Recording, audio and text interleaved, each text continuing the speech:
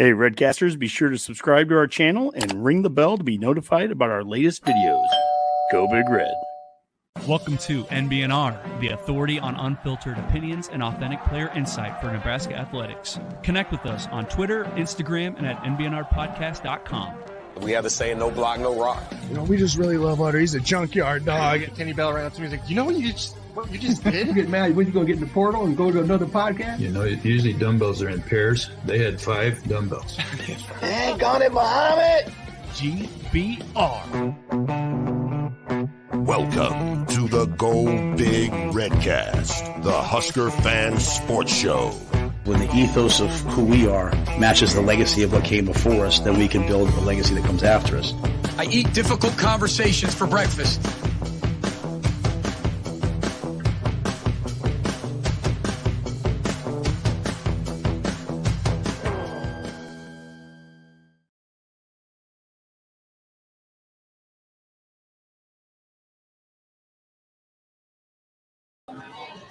Go for it, dude.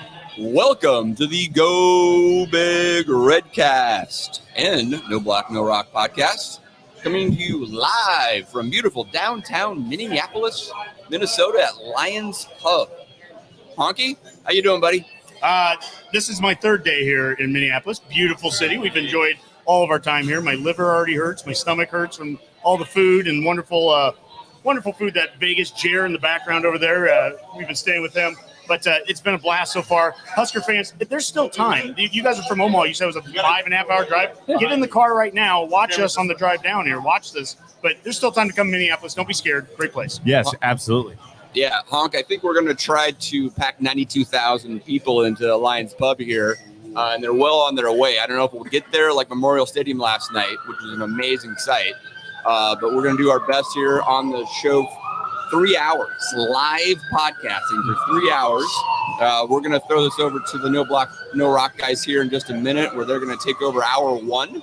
And then we'll bring in Mac, Rob, as well as Vegas Jared should be joining us too, I think, in hour 2. A lot of guests. And then I don't know what's going to happen in hour 3, guys, but it's going to be crazy. We've got Malachi Coleman's parents are here. We've got Jake from the Husker Tapes is walking around. We know that that we've got Justin from the Husker podcast. Who else? You guys have been talking to some people too. So we've got a lot of people that are going to be just walking by, stopping by throughout the course of this. So yeah, absolutely. Yeah, Lyons Pub is going to be packed. And if, like to Honky's point, if you're still driving in, head down here right away. Check us out. It's going to be great. Derek. Jared. Hello. Jared. You said Derek as a joke. I know. Yeah, I know. Joking.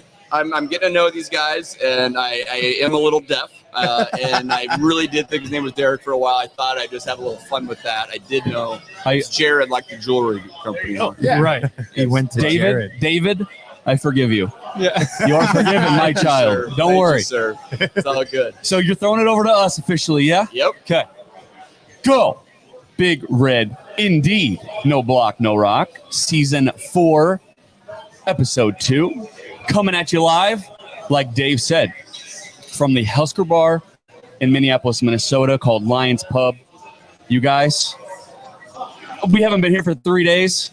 It kind of feels like that I have. Yeah. But how are you guys feeling? Yeah, I mean, I'm feeling good. I've been, taking in the seltzers, like trying to stay hydrated, drinking some water with it. Whereas Jared's over here drinking old fashions all night. And look, I get here, and about maybe 15 minutes in, I got Redcast Rob coming up to me, giving me hugs, giving me a lot of love. And then he says, "Here, follow me to the bar." And I said, "This is going to be interesting." And so I get a shot of Jameson and a Deschutes Fresh Squeeze IPA. So that's how I started off my night, was just a shot of whiskey and an IPA. Hey, Jared, how did you end your night? We did end that night. Listen, we got to keep this PG, right? Yeah. So I spit up my contents. Yeah. That's why they call it Sin City. That's right. God, here he goes. Sin City. I think we can attribute a lot of that to this gentleman right over here, Todd, bringing a half gallon of old fashions for us. Yeah. He brought a bunch of old fashions in a big jug, and we mixed it with a little bit of Diet Dew. Well, at least some of us that are Cowards. That's probably a good way to put it. That's fine. We mixed it with a little Diet Dew because they didn't have Squirt. We went around the city looking for Squirt. We never found Squirt. But we found Diet Mountain Dew. We found Diet Dew. And that led to, I believe it was like an 11 p.m. noise complaint for the NBNR boys. Okay, so we get the receptionist coming up to our door. There's a knock on the door. She opens it, and honestly, she didn't even say anything. I just straight up said, "Yeah, that's probably us." Yeah, no, it was 100% us. Listen, I'm not going to beat around the bush. That was us. Yeah, we're having a good damn time. Sorry, people below us trying to sleep at 2 a.m. Hey, Jared. Lame.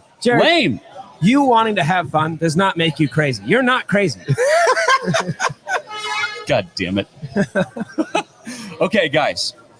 We're in Minneapolis. We are surrounded by a bunch of Husker fans. I see a dude wearing the gold. That's fine. We forgive him. Gold out. We are in his city after all. But guys, that scene last night, just real quick, watching that volleyball game, 92,003 packed into Memorial Stadium. They set the record for attendance, a world record, mind you, not just United States, for a women's sporting event. We're watching it here. People were going nuts. We weren't a part of that 92,000 plus, but we felt it. We felt it all the way in Minneapolis. I mean, the bar was, everybody was screaming. Everybody was just going crazy as soon as that number came across the screen. Everybody jumped up and was yelling, and yeah, all the Go Big Red chants we've heard around, at least last night, was it was incredible. They're calling it a gold out, but there's a lot of red here. So. Well, to be fair, we're at a Husker bar. Well, there's Minneapolis that's to in be general. expected. We've wandered the streets of downtown Minneapolis. There's been quite a bit of red. Absolutely. Well, it's like the Doja Cat song, "Paint the Town Red." I don't know how it goes, but that's what we're doing. The crowd here last night, I've been to a lot of Husker bars in a lot of towns. I have never seen a Husker bar with this kind of crowd. Obviously, with volleyball day last night and the game today, you can expect a larger crowd, but the amount of people that pack into this building is just unreal. And I'm sure as we get closer to game time, it's going to get a lot more insane in here. We're still 7 hours away from kickoff, so you can imagine we can hear each other right now, but maybe in a few hours when you guys go on, maybe it might be a little louder. I don't know. You're going to get the rowdy fans at that point. That's all right. We'll take it. I started practicing sign language last night just to give me a little bit of communication. I'm not good at it. I'm terrible. It's okay. I would say though, just really quick, last night, watching a volleyball match with, to your point, I don't know, maybe there was 500 people here. It was nuts. Yeah. And it's a volleyball match. It just adds to the fact of Nebraska sports fans are just amazing, right? Well, and Mike brought this up yesterday as things were kicking off. We're still at the hotel. Jared got into town a little bit later because he values his job. Loser. I know. I'm working stiff. I know. Mike brought up the point that there's only one guy that could have made something like that happen, and that was Trev Alberts. Having the connection through that entire university system and what we have referred to as, Thank you, Chad. Yeah, Chad. Chad is Shout a out to server Chad. here. He's a dog. Chad. Oh, hold on. Oh, yeah. Oh, there we go. Oh, Nebraska headband. Chad's a dog. But we talk about, And then he took it off. Nebraska went after this and did this absolutely incredible thing, specifically because we're petty. Yeah, we broke world records because we're petty. No, you know what? You know what it is? It is a little bit of pettiness. And I think a part of that is we get a lot of crap, guys. There's nothing in Nebraska. There's nothing to do. There's no oceans. There's no mountains. No beaches. You know what we do have, damn it? We have sports. And we love sports ball. And the greatest fans in the country. No I question. don't think you can argue that. And it was a celebration of Nebraska volleyball without Creighton. And I love that. There's a certain amount of appreciation that you can have there. But I think it's interesting, too, is that you had 92,000 in red down there. And we're talking about it being a gold out here. How many people have you seen on social media talking about getting done with volleyball night, and now they're making the trip down here tonight? That's incredible.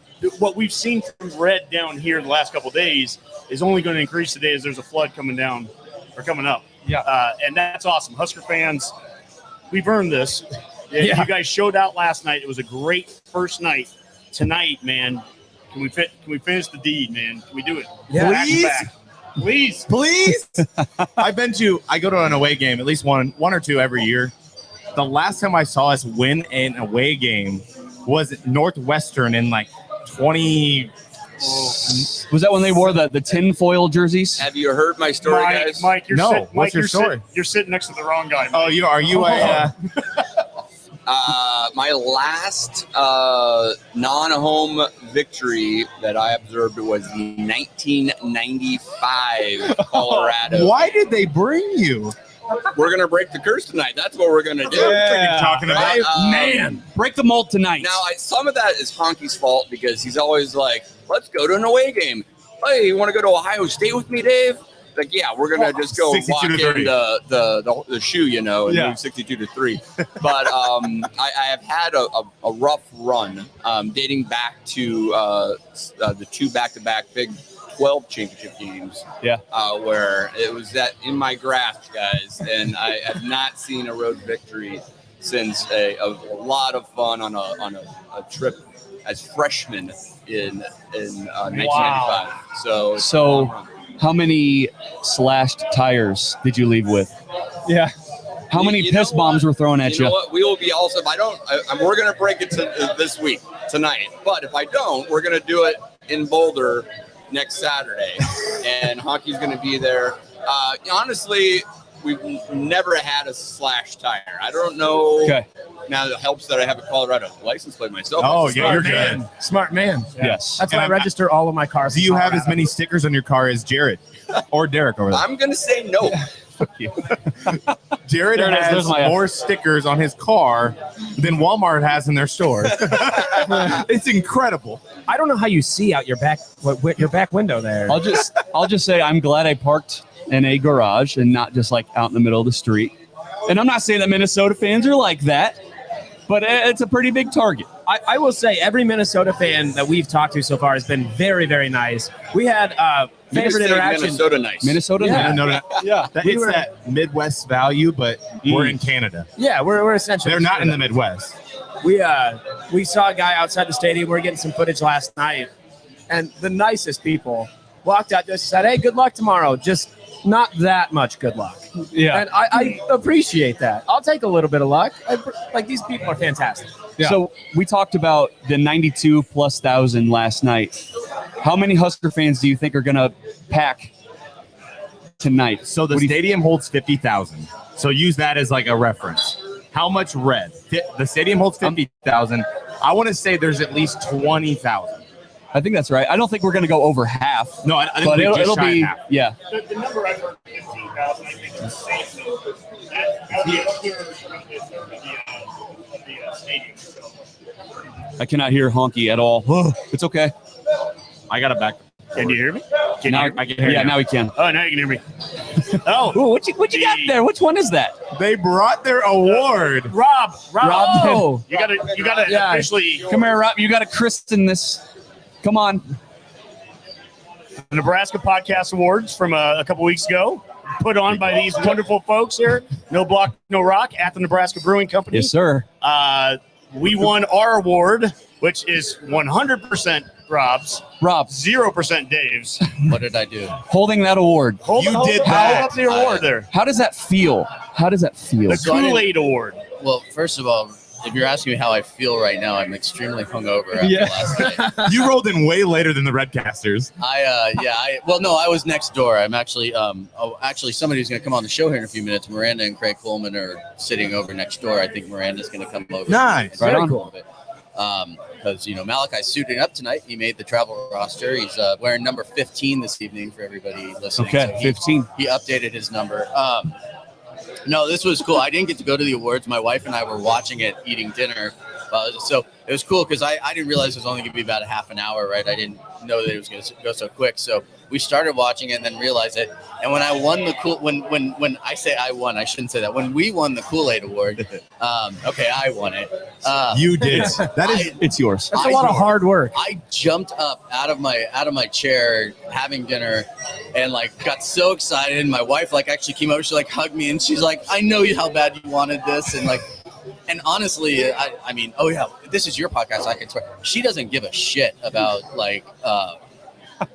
football or anything. She goes to games with me, but we usually try to coincide it with a 311 concert or or like, okay, we're going to go do something else while we're there. It's not just going to be football, right? Yeah. But she will come to the game and she will wear Nebraska stuff and she will still do it. So she's very supportive of this, and it's actually the perfect marriage because I can do weekends like this and not have to worry about like bringing my wife with me on all the trips, right? Wait, what's her name? Her name's Rachel. Shout out Rachel. Shout out Rachel. Yeah, Rachel, she's awesome. I mean, the things we like to do together, we get tattooed together, we go to 311 concerts together, and sometimes she goes to football games. But she has not seen Nebraska win a game yet either. Wow. I took her to the Colorado game in Lincoln. They lost. I took her to Georgia Southern last year. Oh my God! Why would you torture her like that? So, and you know what? She was like, I told her too with the Georgia Southern, they got the ball back at the end, and I was like, we're gonna lose this game, and she's like, I'm sorry, like. I'm sorry. I don't care. Yeah, that's what she said. The night before, we had gone and seen 311 in Omaha, and she was fine. Like she didn't care about anything else after that point, right? Right. So, yeah, I took her to Muchachos to get a burrito. Okay. Right on. So Great that was, food. oh my God, fantastic! Shout out Muchachos, Omaha and Lincoln locations. I don't have an NIL deal with them.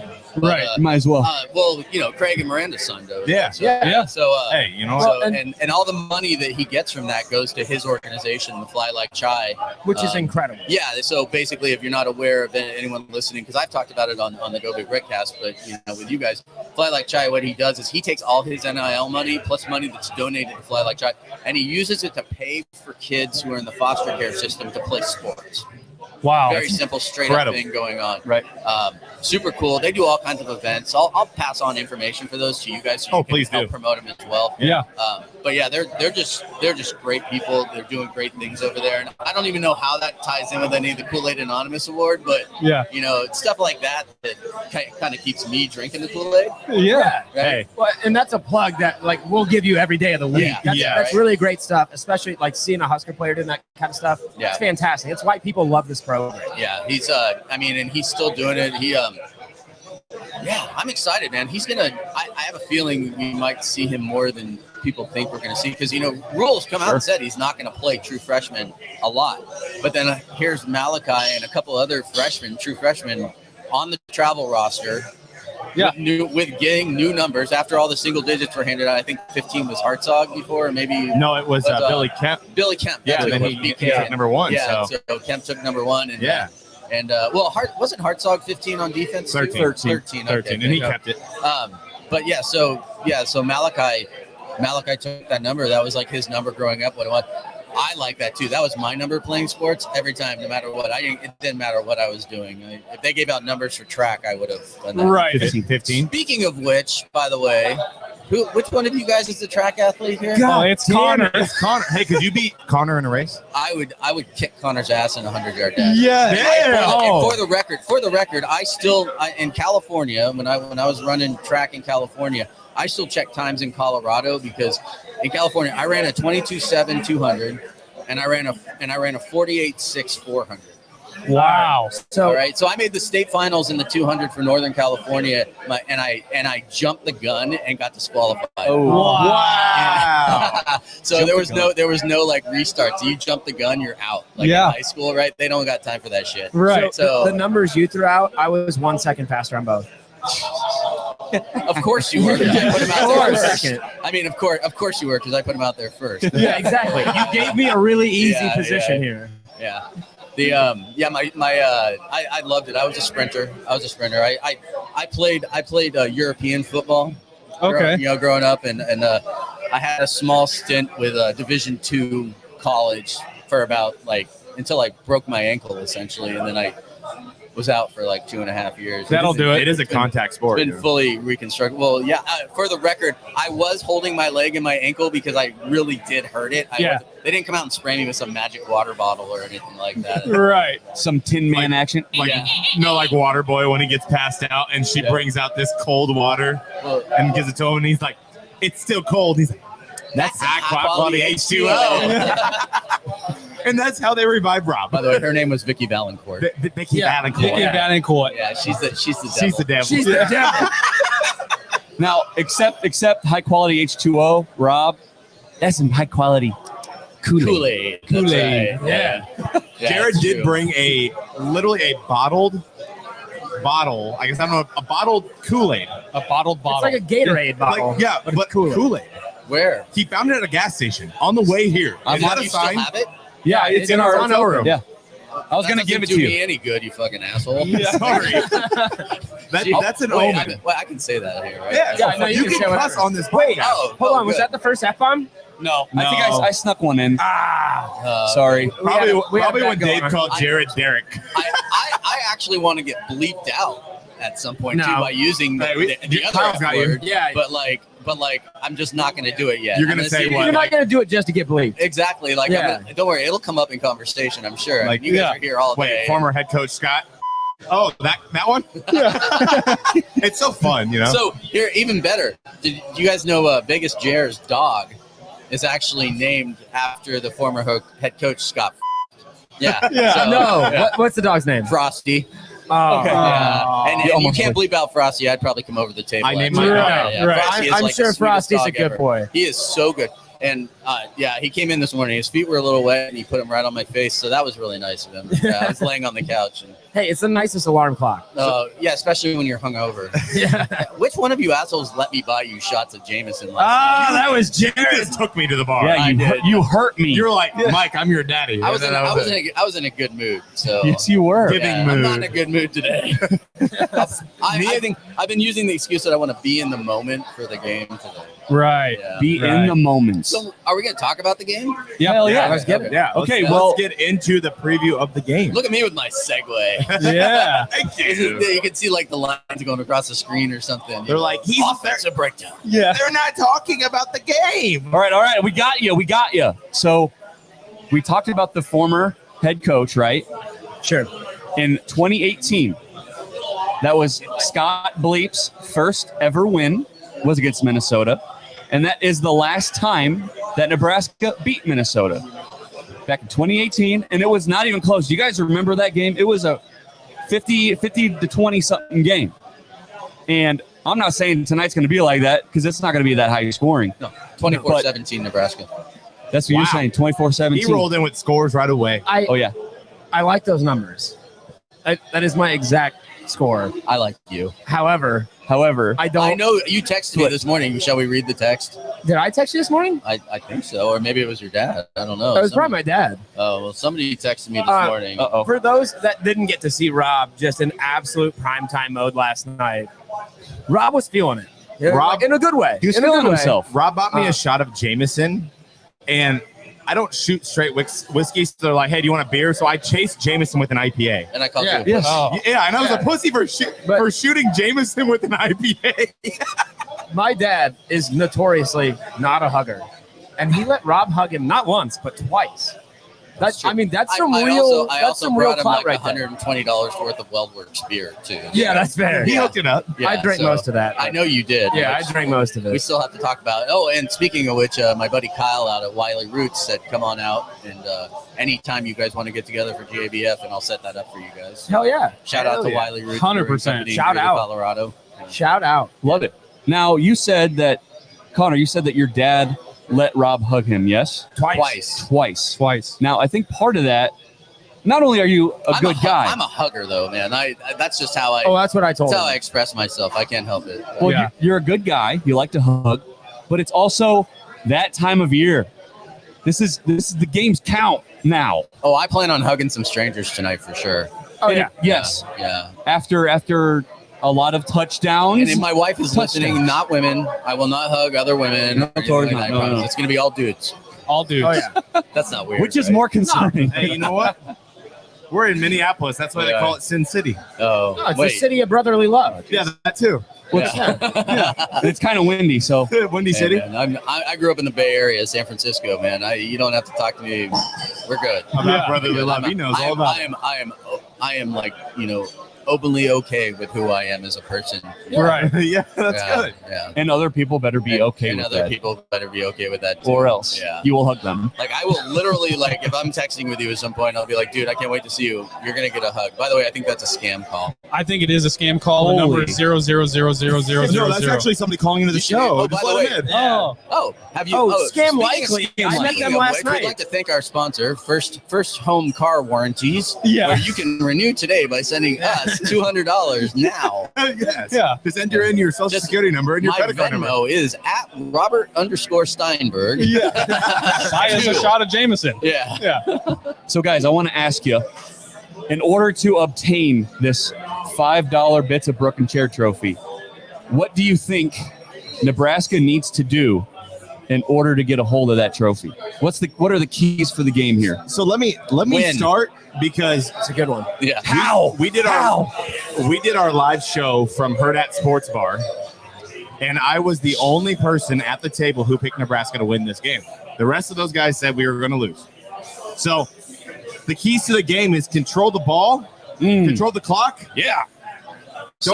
Don't turn it over. With the new clock rule is going to be kind of interesting too. Yeah, right? We talked about it on our show the other night. So there's 3 things that are known and 1 thing that's unknown in this game, right? 2 things that are known are Minnesota's offense and defense. They've been running those systems forever. Shout out to Jim in Minnesota, or is it just Jim now? We're in Minnesota. I don't know. I think he's around here somewhere. Okay. But he pointed out about the defensive guy that was on Tony White's system last year at Syracuse. Right. I think he ran their defense for them during the bowl game. And then now he's on Minnesota's staff. So he knows our defense, right? But so the one unknown, is going to be Rule's offense. And this is going to be interesting to me because Rule has experience now with pro-style offense, with a pro-style clock that we're going to be using in college football now, and running that. And so for me, that's an unknown that I think could be to our advantage. I'm not talking out my ass here. I truly believe it. And I still say 24-17 because we're going to be running an NFL-style game today. So I go a different route here. I think I just don't care. Yeah, that's fair. Nobody does. But from what I've gathered, this Minnesota O-line has a couple of question marks there. They're not super sure. It's not that same O-line that they had last year. And I think how you're going to get that $5 Bits of Broken Chair trophy is exploiting those question marks. Correct. And run the damn ball.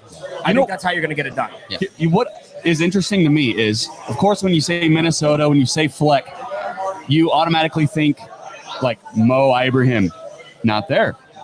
You think of the run game. You think of a strong O-line. 3 of their starters from last year, who were all 6th-year guys. They're gone. And you think of their best players.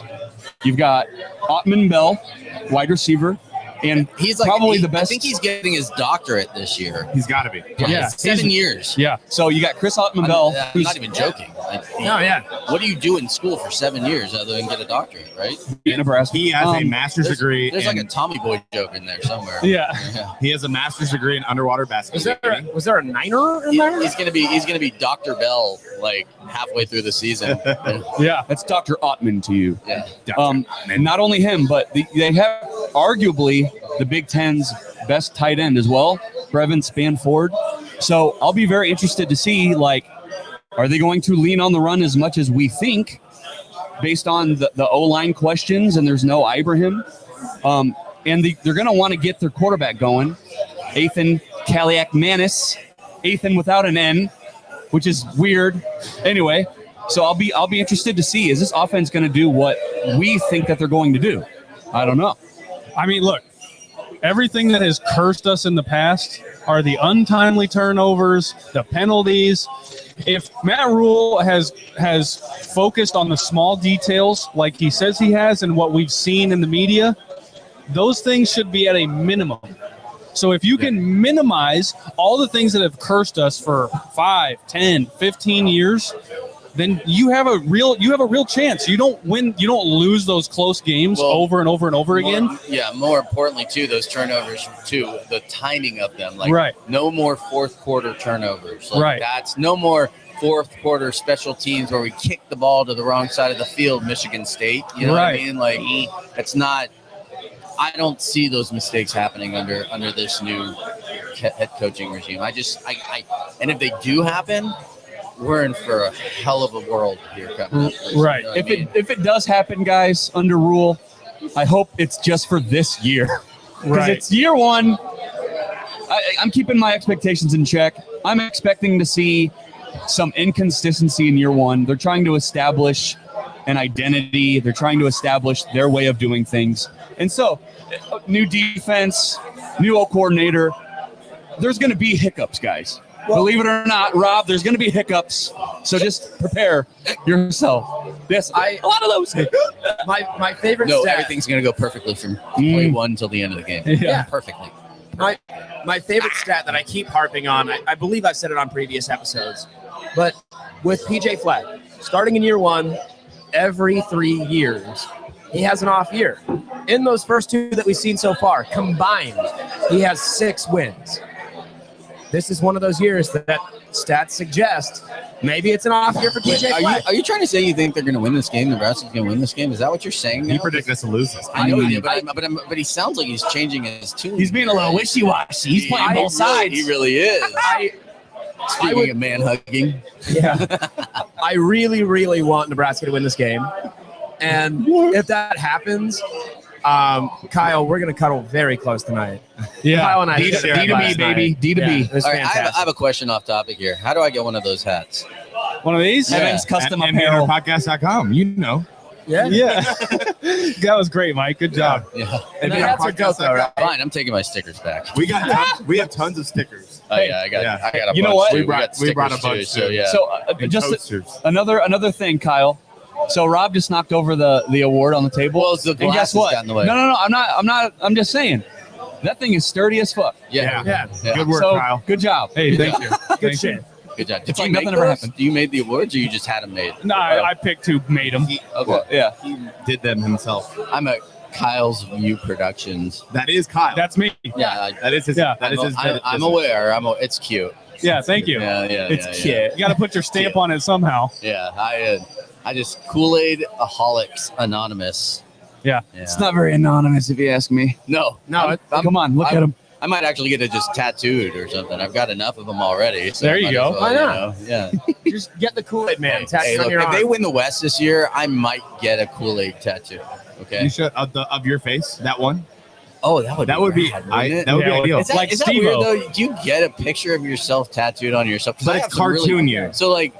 So you guys seen them. Like I like good tattoos. Like and I'll pay the money for them too. Like if I $200 an hour tattoo artist kind of guys. I don't go just on a Friday night walk in drunk and get tattoos. Right. So I got artists that could do it. Like the likeness would be exactly what it is. Although my next one I'm getting is actually my daughter's head on like a Spider-Man thing because she loves Spider-Man. She's 4 and she loves Spider-Man. I got some cool pictures on my phone. I'll show you guys. But she loves it. So that's getting my next tattoo. But after that, if we win the West, I might get a Kool-Aid tattoo. It's a possibility. I'm not gonna lie. Nobody would blame you, I don't think. Yeah, because I mean, look at that. Look at that. Oh, She's yeah. a cutie. That's There awesome. you go. Like, that's gonna be a good tattoo. Yeah. That's good stuff. Yeah, she's awesome. Her name's Hashtag Vivian. girl dad. Her name's Vivian, and she is like fantastic. Yeah, she's actually Satan. Yeah. Like I have 4 kids, and she's by far the worst one. Like as far as like just behavior and crazy. Is she the youngest though? But she's so sweet. Yeah, That's how it goes. She's so sweet. She's the best, but she's just crazy.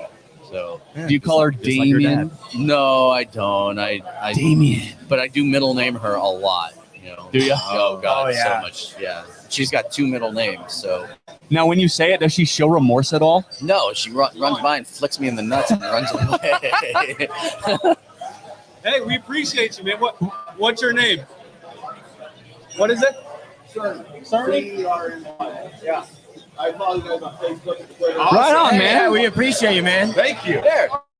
Hey. Take a seat, man. Oh, yeah. Sit down.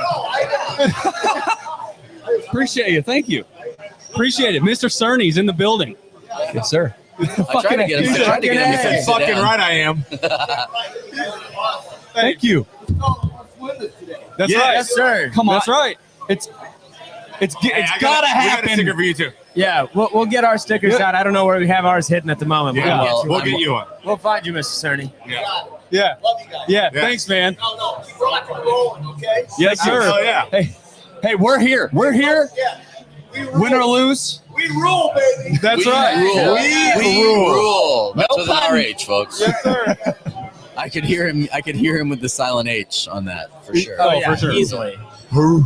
Just so you know, guys, we do encourage that type of behavior. Come interrupt us. Come heckle us. We love it. Well, how do you think I got on the mic? These guys immediately turned around. They're like, wait, what? I can heckle these Dude, guys? this guy's sitting right behind us. He has on the most awesome shirt. I don't even know how to describe it. Will you stand up, sir? Can you stand up? That is. Hey, we can get him in the shot. That is a hell of a shirt. Stand up so we can get to him. And it's got the new Herbie on it. We're talking about He this guy's doesn't shirt. want to He's stand got up. the new Herbie. He's drinking his beer. And He's got Go Big Red Hawaiian shirt. It's Jesus. fantastic, man. Look at this thing. Dude, he probably spent $300 on that shirt. I'm guessing he did. I had a Husker Hawaiian shirt on last night that I got at Alumni Hall. 2 locations, one in downtown Lincoln and the other in South Point Pavilion. Hey, no free plugs. Plug it. Oh yeah, this is a crossover. This is a crossover podcast. So I'm Watch allowed the camera, though. All right. Yeah. You're blocking the camera.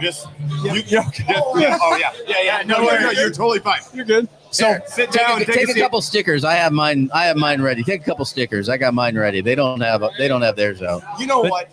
I'm gonna get up and get my damn stickers out now. Well, Yeah, dude, we got fans coming every which way. We gotta get stickers out.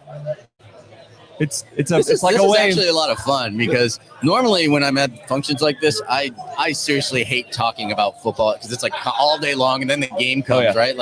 But this is actually kind of nice because I'm kind of blocking out all the other people around here. Yeah. Surprisingly, I'm a little bit antisocial, right? Right. Yeah, I hear that. Can you believe that? You know? Oh, yeah. I also want to point out, I know Kyle and I made eye contact there. I did not say that Nice word. one, huh? Yeah, for the record, I just want you guys to know that you can make that awkward eye contact. Hey, we know someone who owns Give a me bar. one of the Nebraska State ones there Those because coasters would look great in the bar, wouldn't they, Kim? Those coasters right there. I have a What 311 did they? sticker on my car that If is only the, I knew the somebody. Nebraska State outline says 311, so I'm going to put this one right next to it on the car. Hell yeah. There you go. Yeah, because this is like, All right. Wow, we have some Herd at peeps with us now. oh look, Let's go. So now that you're Sasha, how are you're you? here, are you jumping on right away? Do you need to get a few in you? Or Are you getting in and out, or what's the plan? what's up? You're chilling for a little bit? Get a You couple want to beers in jump here? on No, mic? Are you allowed to drink? No. It's been a while since I've heard you on a podcast. I know. Hint, hint. Yeah. Yeah, oh, I can imagine. This is a late night, huh? Morning me and Sasha were like popping out, and the guy was like on the order. We were like basically. I'm actually still sweating out the whiskey and the red meat from last night. Red meat. Yeah, for Strictly sure. red We went to Manny's and I ate the 50-ounce porterhouse. 50 ounces? 50 ounce. It was a tomahawk steak last night. I took a picture of it here. We could certainly do that. Which obviously is great for podcasting, right? Look at this picture I took. But yes, it was 50 ounces. My Lord. Yeah, it is. Are good to go. This is the dinner I ate last night. And we'll just do 20 minutes and we'll move out. Yeah, if you're a vegetarian, you might want to plug your ears right now. Like we're Yeah, my Lord. That's a whole You cow. guys want to just hop on for the last 20 minutes? Okay. Yeah, look at that thing. Hey, Rob, I don't want to be a dick. Are we No, we're I'm totally, kicking you Rob? know what, dude? Trust me. Go and get now. Here now. I was actually trying to find it out, and this was perfect. I'm These like, are hey, your Sasha, out. you want to jump on the mic here real quick? Hey, will you know? plug that cord back in? The yellow one? Kyle's got it. I don't want to touch anything. Hey, Cool. Hey, Avery, sit here. Thank you, Rob. We appreciate you. Rob, don't forget your weapon of a trophy right there. Yeah. Rob will be back on in about 20 minutes at 1 o'clock when the Go Big Red Now, Cast guys people- take over. People, this is the beauty of a live show. We got fans coming up to us. That's right. We have groupies coming up to us. We've got a few new people coming on. Oh, yeah. A few Herd at Can you guys hear me? connections here. Who has Okay. the big head over here? That's my Oh, so now Sasha finally makes an appearance on No Block No Rock and instantly disses us. Dude, no, just you. Just She you. didn't diss us. That's you. It's not surprising, but it's fine. She hops It's on fine. and says, Mike is an egghead. Yeah, she's like, you have a fat head with a P. Fat. Do they make these big stickers after the size of your head? Oh, I don't have that big of a head. Wait, hold on. There it is. Hey, thank you. Right on the 5 head. Resembles. It's perfect. It's perfect.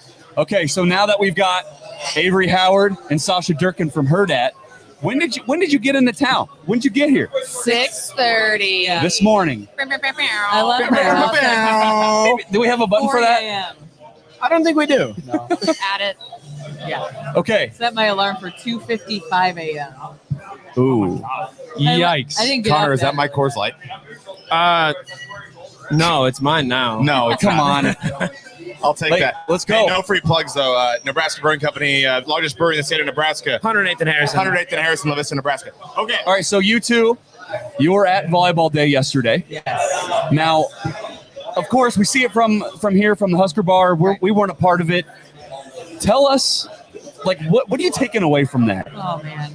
I haven't quite. I was just saying this on the ride over here. I haven't quite had an opportunity to fully process what we witnessed and like were a part of. Like even just a tiny part being there and covering it. I mean, people were there were two, matches yesterday, and it started filling in at what 3:30, like an hour before. They let students come in at like 3:15, 3:30, and that was packed. So that bottom part around the platform was packed, like leading up to that first match, and then it just slowly started filling in. We actually filmed it filling in, so that's pretty cool. But the volume, were they trying to break a volume record too? That's what I thought Trev was trying to get them to do. I don't know, but we were close. I mean, Nebraska, I don't know if anyone knew what was going to happen after the volleyball match. They kept that a really good secret. It was no longer a volleyball match. It was a full-on party. Yes. It was a party, for sure. They had, drones in the sky and the fireworks. Ooh. It was crazy. The drones at the end were incredible. Yeah. With the record, the number, ready to go. Yeah. Okay. Yeah. Crazy. Nebraska does not short details. Nothing. From the graphics that are changed within the elevators to having the sellouts changed.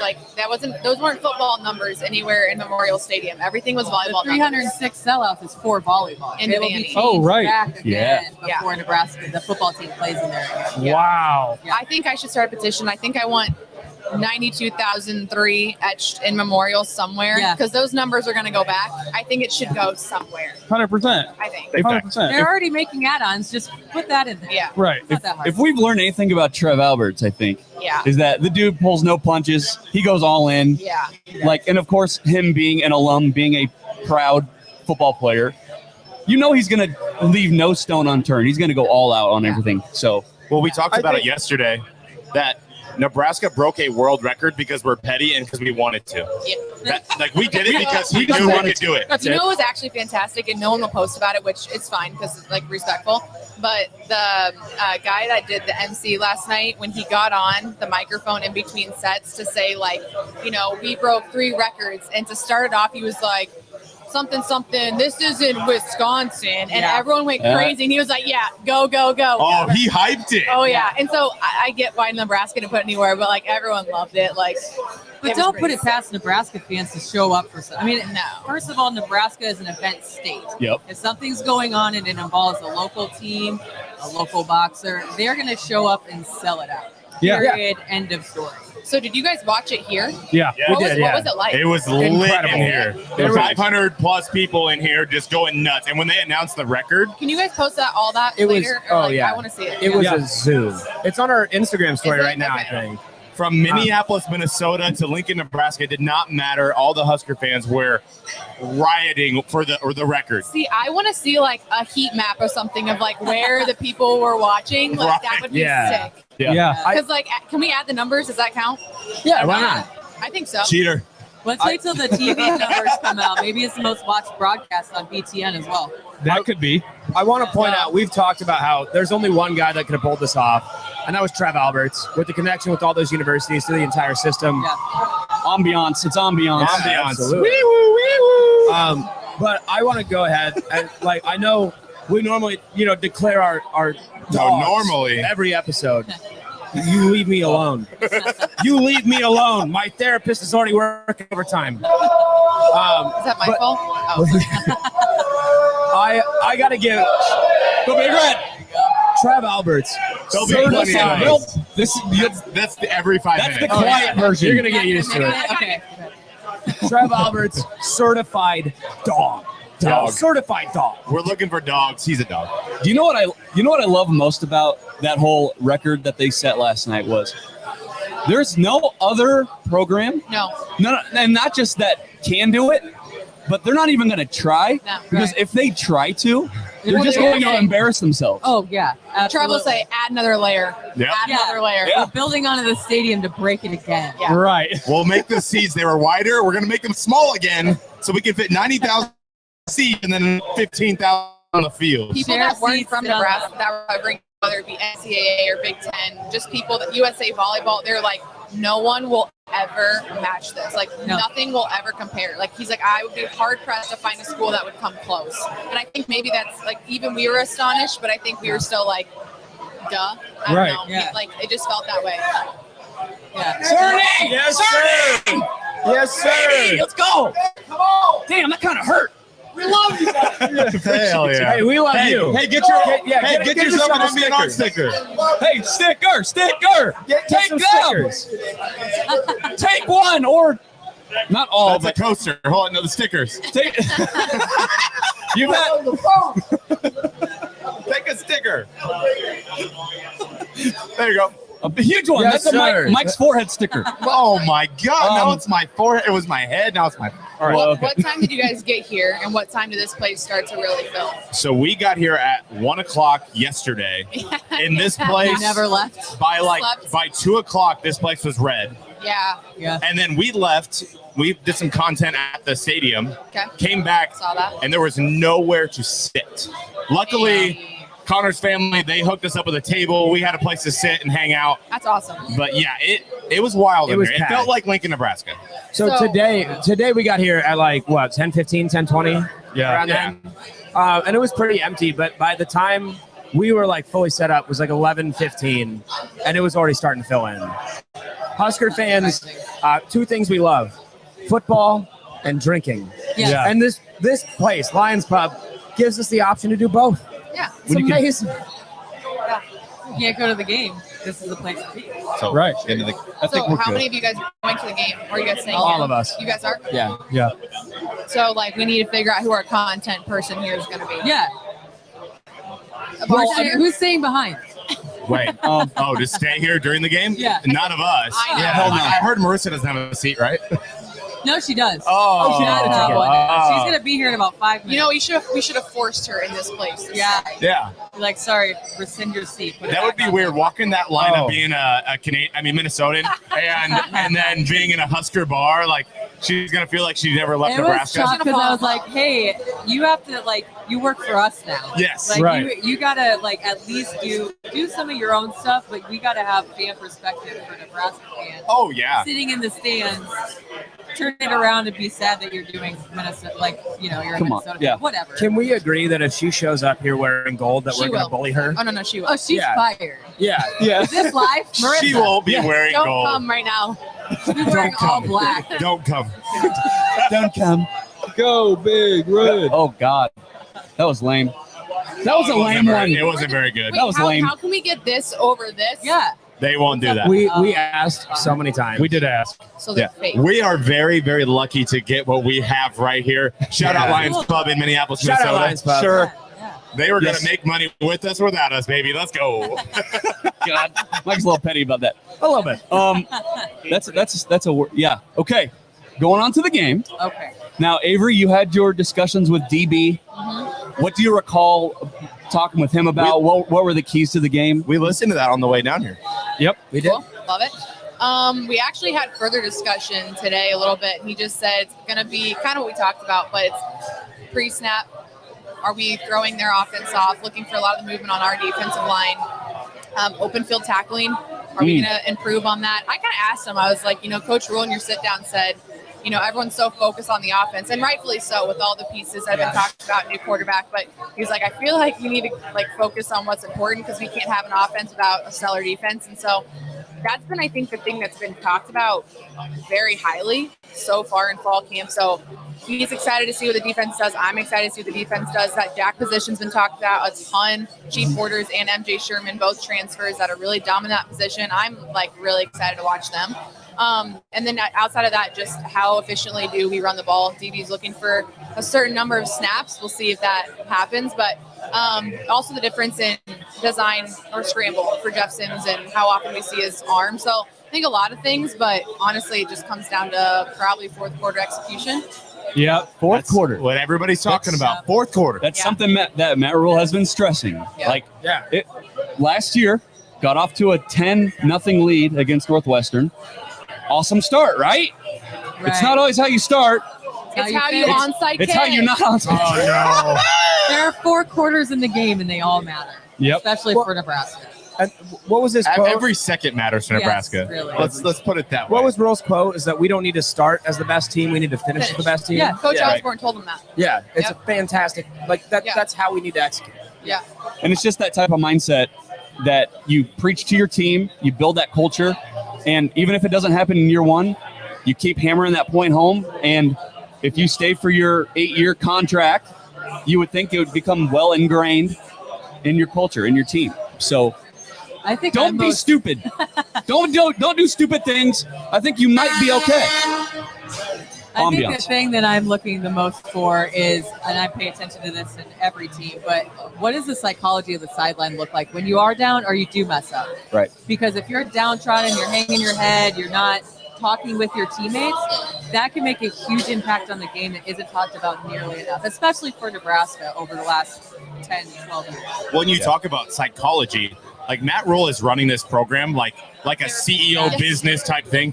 He's focusing on mental health, recovery, all that stuff. Yeah. So these guys, if they need any of that psychological prepping, they got it here at Nebraska. Quite frankly, I think if there are players on the sideline that have the pout attitude, I just don't think it flies anymore. I truly don't think it flies.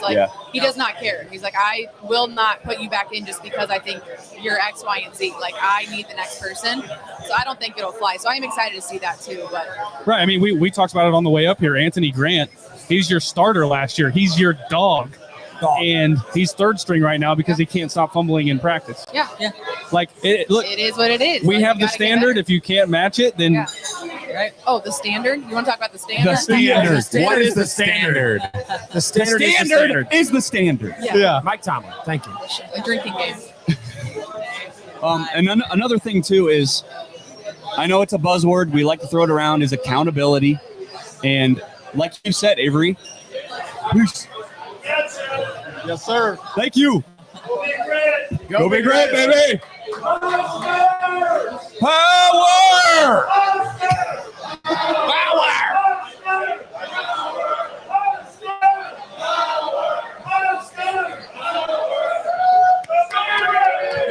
Go Big Red. Anyway, accountability, no pouting. Yeah. Like, it just seems like Matt Rule's the kind of guy where he does love you. Yeah.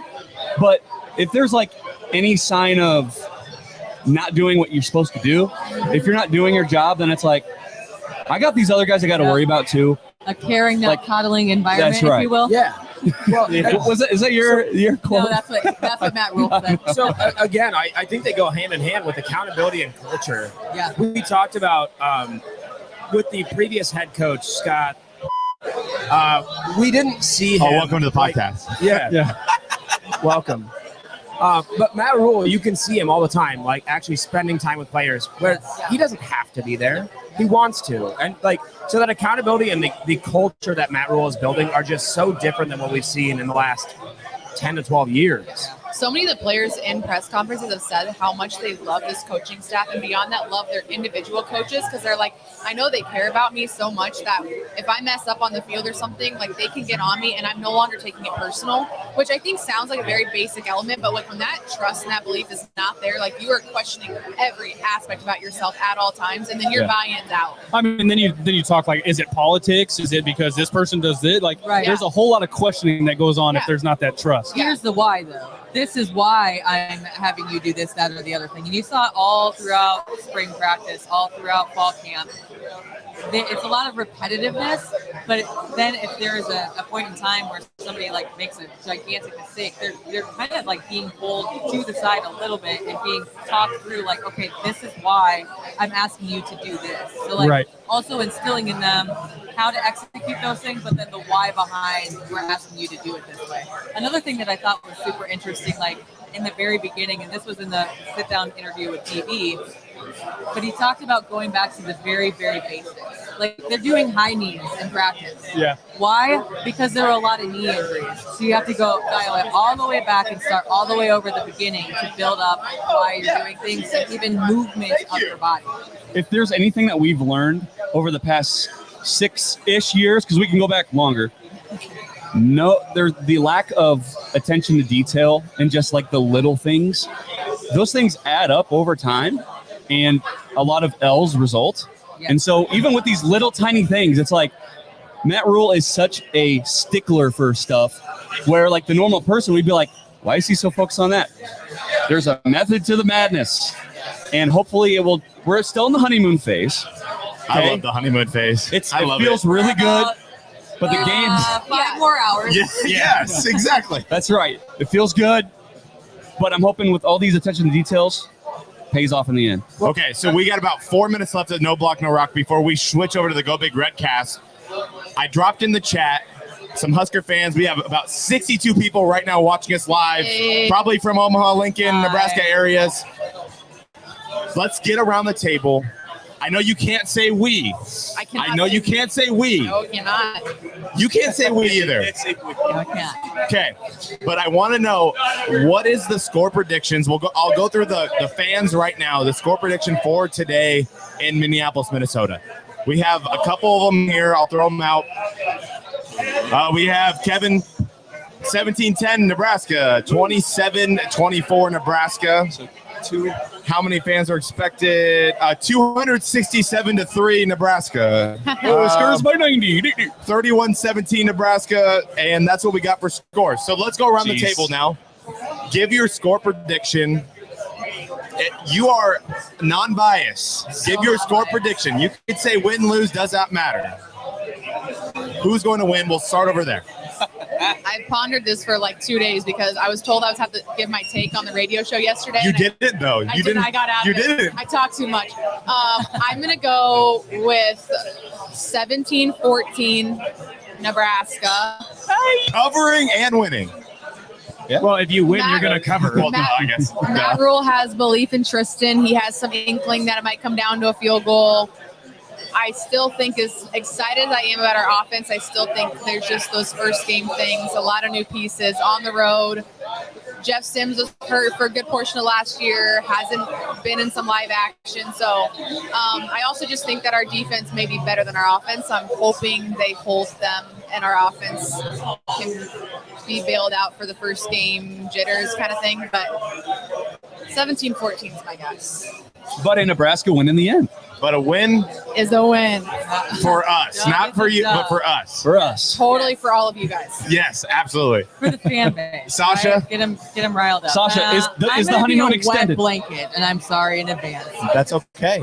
I have thought about this for months and months and months, even just listening to everything, seeing practices and things like that. I just think that Minnesota is going to pull it out. I think it'll be a closer score than what was initially projected. I'm going to go with 2017 Minnesota. 2017. Okay.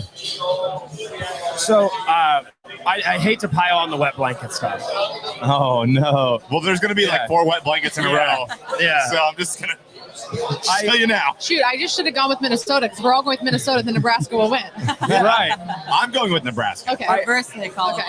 I do think Nebraska shows significant improvement in this game. I don't think it's going to be quite enough to get it done. I have it as 24-17 Nebraska. So we push that spread, but we do not cover. 24-17 Minnesota. Oh, sorry, Minnesota. Okay, gotcha. Yeah, that's my bad. KB, what you got? I'm going to say 24-21. We've got about a minute here, so I'm going to keep mine short. So 24-21, and I've got Minnesota winning. 23-19 Minnesota. 20-13 Nebraska. Wow. Hey, good. Hey, in the block a little. You know what? We were sipping it. I predicted a win. I'm gonna push a little bit deeper. Are you calling a missed PAT or 2 field goals? That was my next question. Wondering the same thing. 2 field goals. Okay. Yeah. No, we're not getting easy. Safeties. They're a well-coached team. They're not going to miss PATs. Okay, so we're gonna sign off. Right? Yeah, we're gonna sign off. Get those guys ready. We're gonna hand it over to the Go Big Redcast guys. Honky. Can I get like someone from this table to get a Go Big Red? Yeah.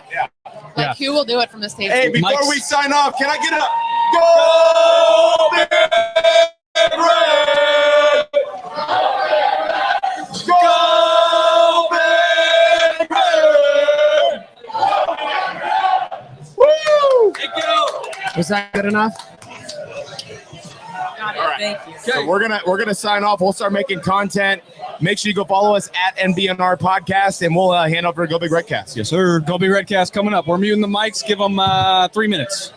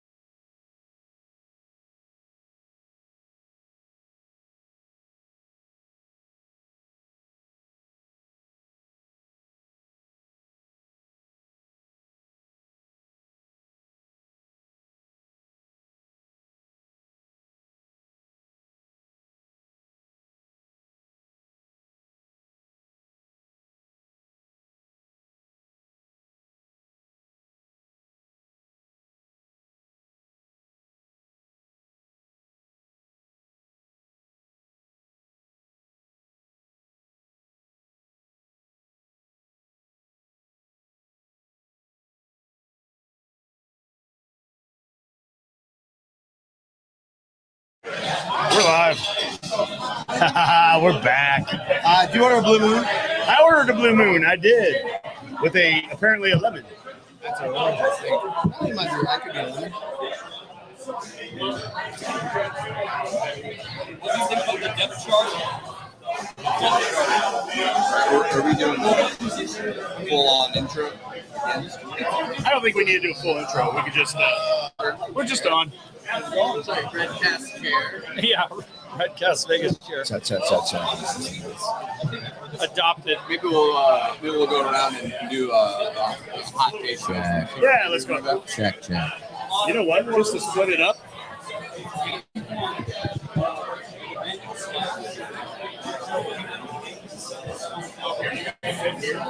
Just Avery.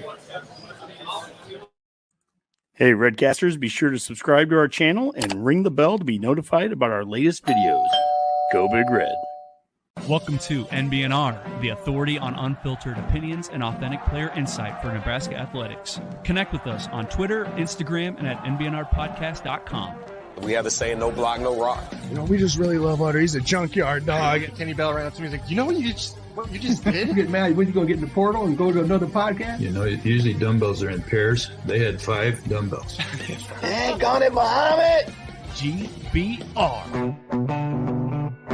Welcome to the Go Big Redcast, the Husker Fan Sports Show. When the ethos of who we are matches the legacy of what came before us, then we can build a legacy that comes after us. I eat difficult conversations for breakfast.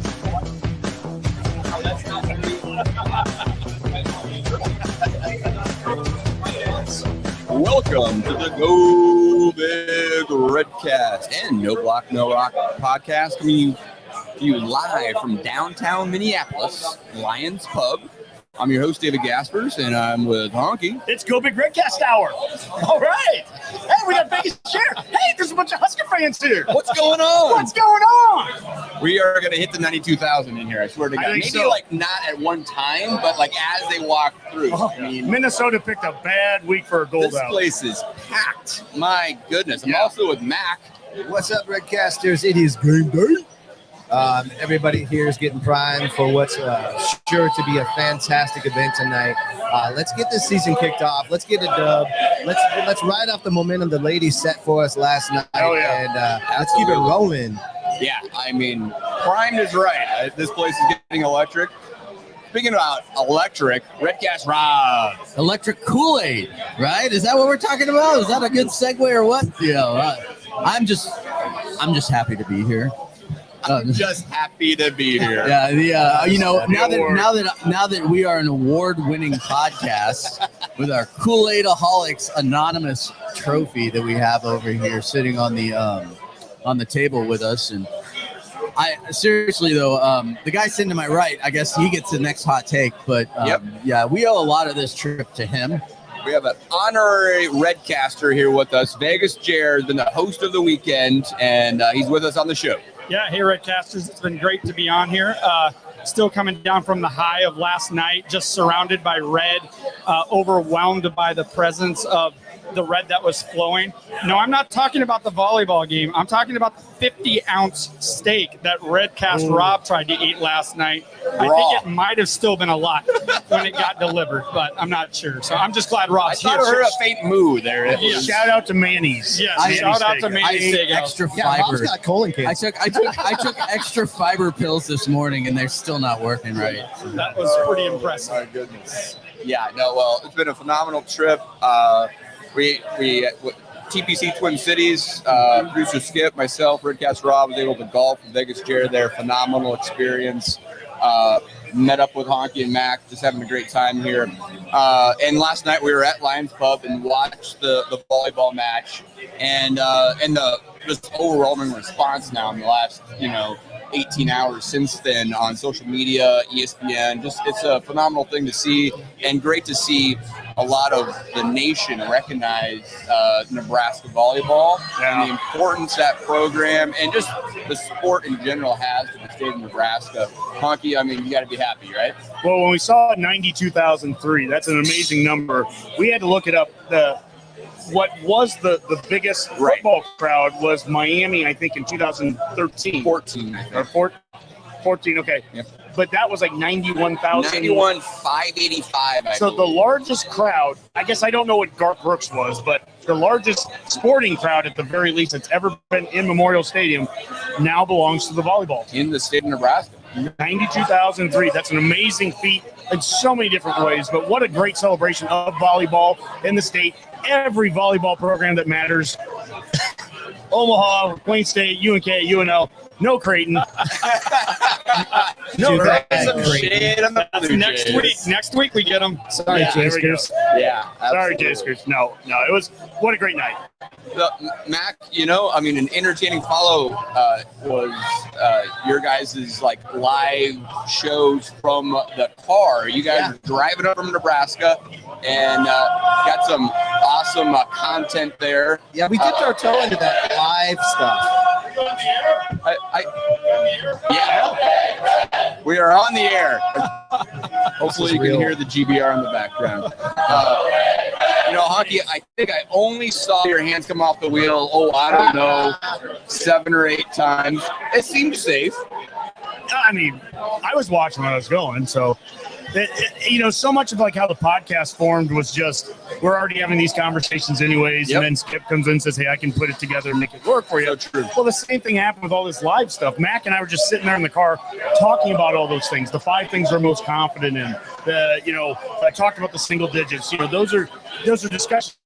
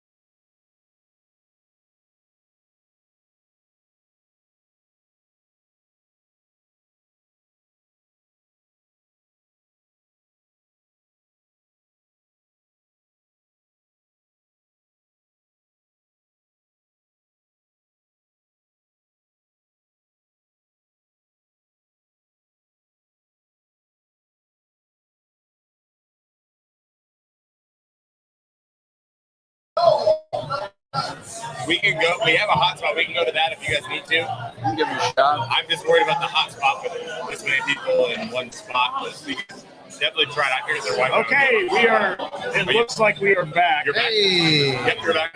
Okay, we are back. All right. All right, We're live back with Redcast Honky. That's right. That's right. Can you hear and Can see you us? hear us? Oh. Oh my goodness. It's a little bit pixelated. I have to say that might have been the first time I've ever answered a phone call from my wife in the middle of the podcast. So Yeah. Sometimes you're just shouting down. Are we still All right, live? they can hear and see us. We're All right, back. we're back. Back. We are back. Nobody All right. wants that. All right. So, where were we, guys? You were talking about the car ride in Minneapolis, Honky Dave. was yeah. breaking So down stuff. let's talk about that a little bit. Good content there, a little preview for what maybe we're talking about now. We also had a great show last 2 nights ago where we had a Minnesota preview with Vegas Jer. So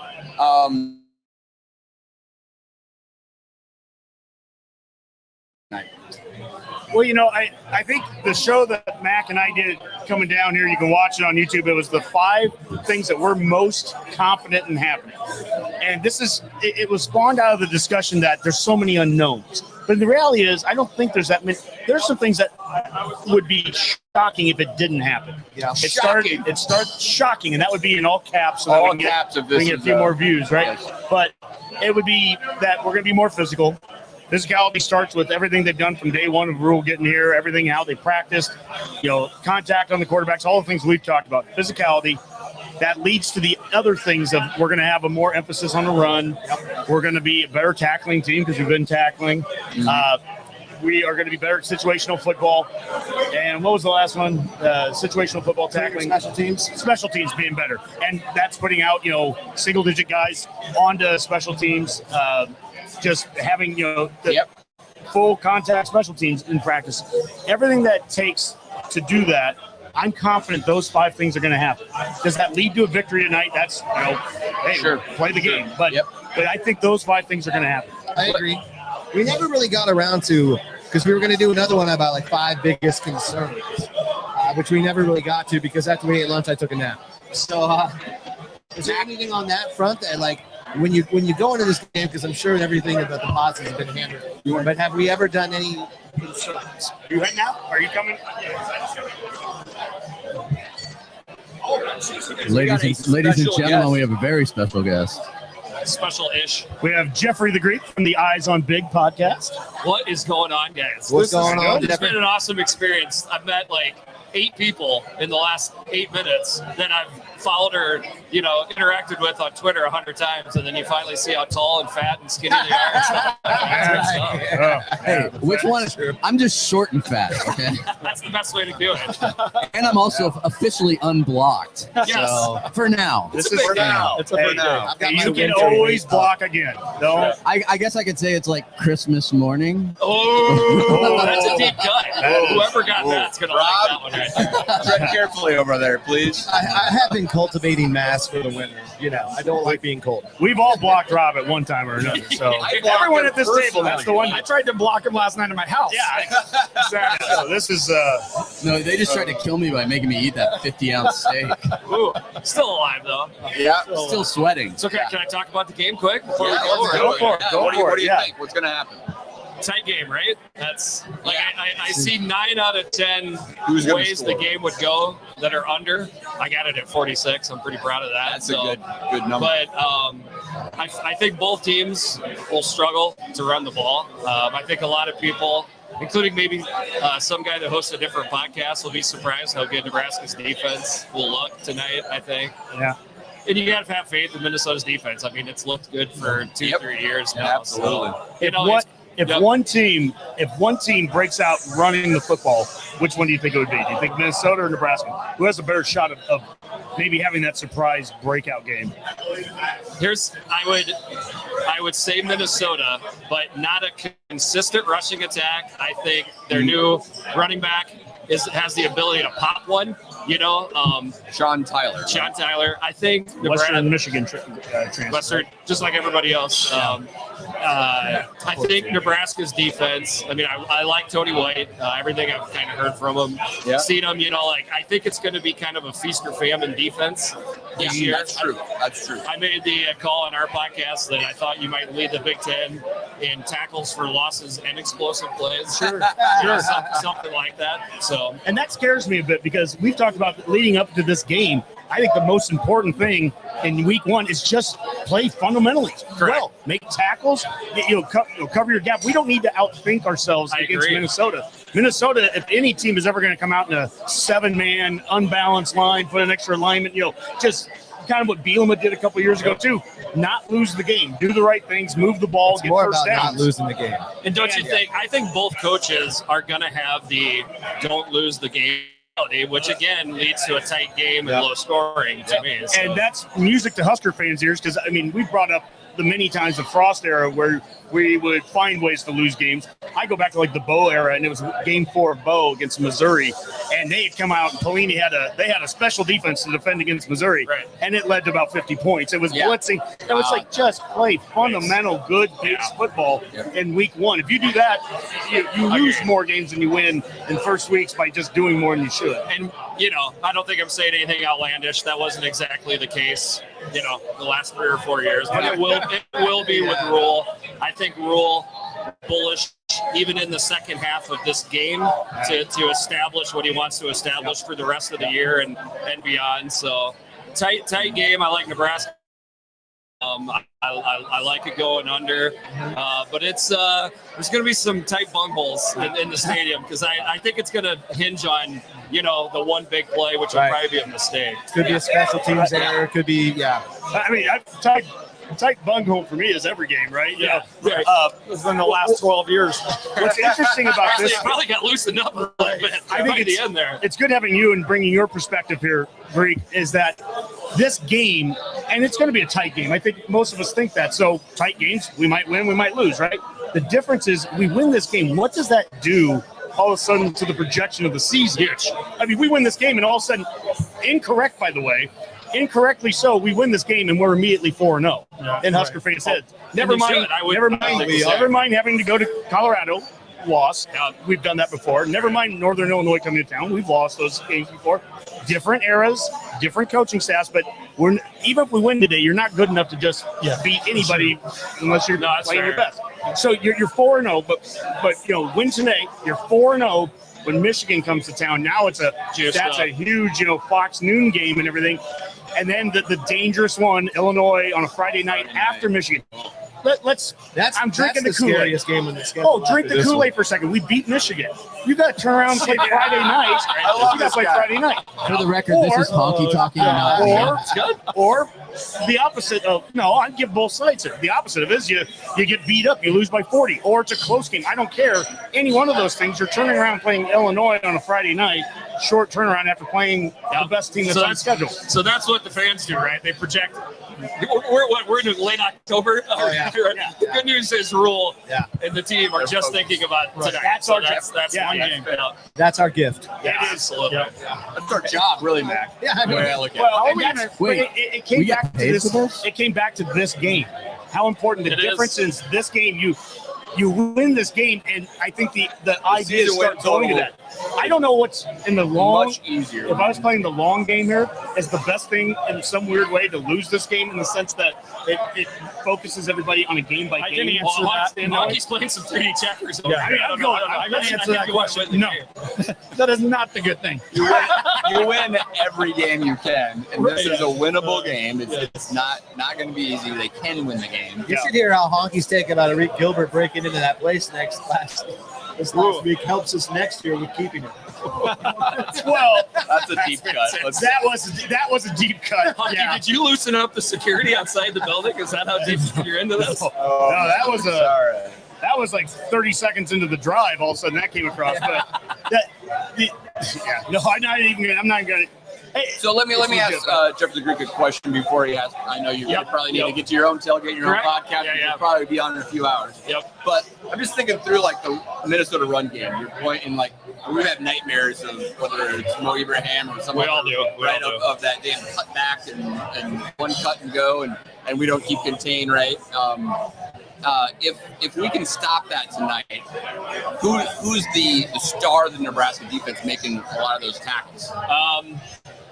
It's going to probably come from the linebacker, right? I mean, Sherman, maybe Chief Quarters. I don't know. I feel like my spidey sense is going off with MJ Sherman. I would say Chief Quarters. Yeah. Maybe Reimers and it's almost like they've gotten forgotten here. Yeah, I know. They still know how to tackle Big Ten football players, so I feel like they're going to be just fine. And I'll be honest with you, I don't like Minnesota's running back room quite as much as Minnesota fans do. It's not bad, don't get me wrong. It's just they had to bring in someone from Western Michigan, right? I mean, they're kind of second team guy, So anyways, like I don't think it's a rushing attack. that's going to absolutely strike fear. If they're going to put points on the board, it's going to be Callie McManus making plays. I mean, he is pretty darn good, pretty good. So, but Sims can spin it too. Like I've been telling people, like go watch some Georgia Tech games. Effortlessly can throw the ball, deep. I just think that it's the legs that we didn't. If we bring Jeff Sims in here to throw it 30 times and try to be a pocket team, then that's. I don't understand. I think what you need then is one or two receivers that are open, even though they're covered. Yeah. Unfortunately, I don't see that on the Nebraska roster right now. No, so. I don't want that right now. I mean this sincerely. I guess they're right. I want an offense that opens guys up by the way you're playing it. Run the football, develop. I'm so tired of the discussion about do we have a guy that can take the top off? You get guys open by running the football and play actioning. That's how you get the. That's how you get the last 2 top years as an Iowa fan, not having a receiver that can do anything. Well, look, it tends to affect the part. I say your issue is the quarterback more than anything. And the thing is, it's wonderful what Palmer did as a Husker fan. It's wonderful what he did against Iowa last year. But that's the least thing that's consistent for us. Yeah. If I think the long-term success of Nebraska is going out and getting Trey Palmer every single year, and having a 4-2 receiver that's going to just take the top off like it, I don't even want to watch that, to be honest. I want us to be able to physically dominate the game at the lines of scrimmage. I want to be able to get first downs by getting under center, having big personnel, 12, 21, 22 personnel out there. We hear so much about the wide receiving core right now, and I'm telling you, I don't know how often we're going to have more than 2 on the field. That's the number I'm counting, honestly, from play one. I want to count personnel groups and figure out how often are we seeing 3 and 4 receiver sets. That's where we lived. We lived in 3 and 4 wide sets under Whipple and under Frost for really. They're actually 22 personnel because you're going to have a fullback out there, right? Yeah, that's right. Hey, I very much appreciate. Wait, I have one quick question. Yeah. If we are ahead at the end of the game, where do we leave the timeouts at? I'm just wondering, as an Iowa, I was wondering where we leave. We'll take the chair, but where do we leave the timeouts at? You lay them right next to PJ's desk. Okay, perfect. Just wanted to make sure I got that in there. Thank you so much. Eyes on Big Podcast. Eyes on Big Podcast. If this is live or a it is. We're live. Lot 37. Okay, Lot 37. Look for the big Eyes on Big sign. We'll be right underneath it. Free food, free Amador bourbon whiskey. It's going to be a good time. Hello. Oh my goodness. All right. Oh, sure. You guys The are one day awesome. I'm hungover. Thank you so much. It was nice meeting you, We'll bud. see you. All right. Miranda come up? Yeah, so everybody, we have another special guest coming on here, and See you down there. Yep. See you. Good Miranda. And good friend of mine, Miranda Coleman, mother of a certain favorite Husker player of mine, Malachi Coleman, or as we like to call him, Chai. So, Craig, if you stand, show your shirt to the.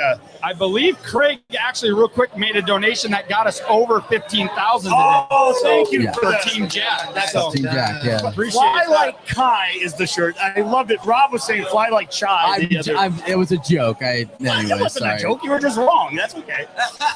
Yeah, because I don't know it's Malachi, right? Yes.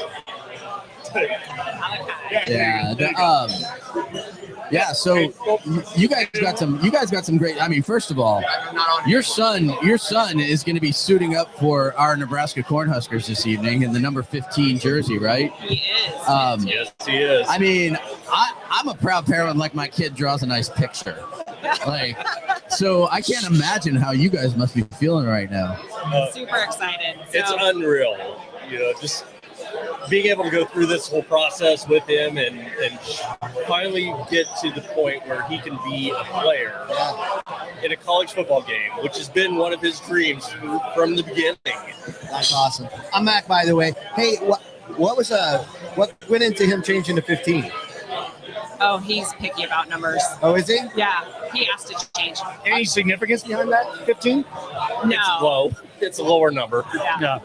I love the number for a wide receiver. I liked it when Betts had it. I liked it when Kemp had it for a little while. So great number, though. I always thought he was going to honor me with the 81 from my junior high and junior days. I mean, let's be clear. You guys are parents of a Husker player, but you guys are fans. Oh, absolutely. Lifetime Husker fans. Lifetime. And what a dream. How can thankfully he's here now and playing for Nebraska. How concerned were we a year or two ago that was What was he? Was there a chance he wasn't going to be here, or did you always in the back of your mind you're like he's coming to Nebraska?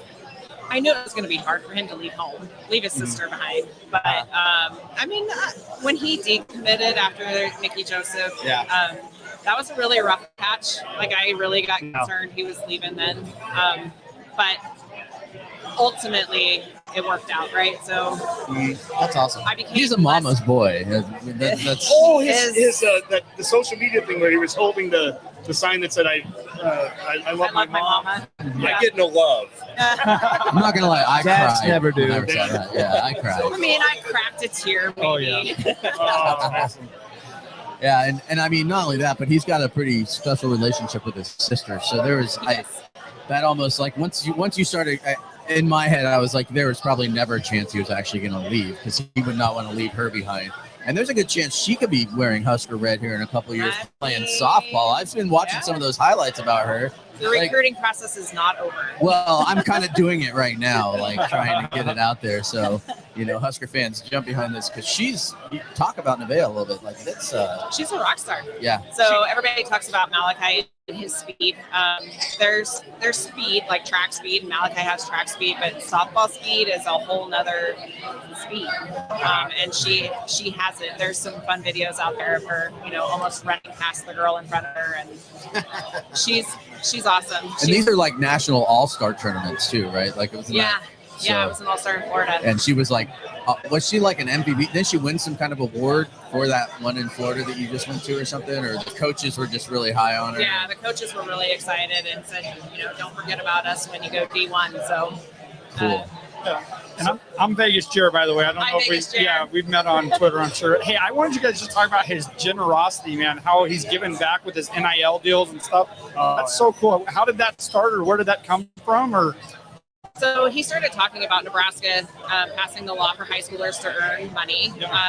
And he came home and he's like, I want to be the first one. I want to do it. I said, okay, but what do you want your name to mean? And I was more thinking like, hey, what kind of products are you going to target? Like, what's your goal? And he's like, I want to give the money back. And I was floored. It was all him. It was all him. And well, he learns that from somebody. So I'm guessing you guys had a big influence on that. So that's awesome. Open the door, right? Yeah, kudos to you guys. Open the door. It all starts with the door. Yeah, for sure. That's awesome. That's so cool. Yeah, it was so fun to see those stories. I know ESPN even did a story on it. So it was really cool to see. Steve Hartman's CB. I've got that DVR. Well, maybe that's what it was. It was amazing. So.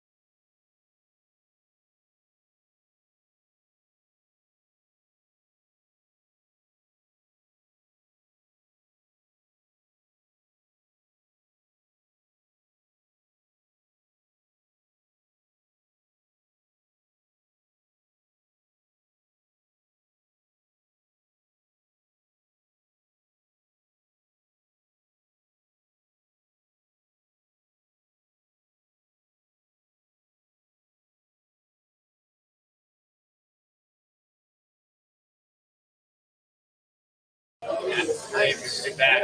Should be back. Are we back? Are we back? We back? Are we back?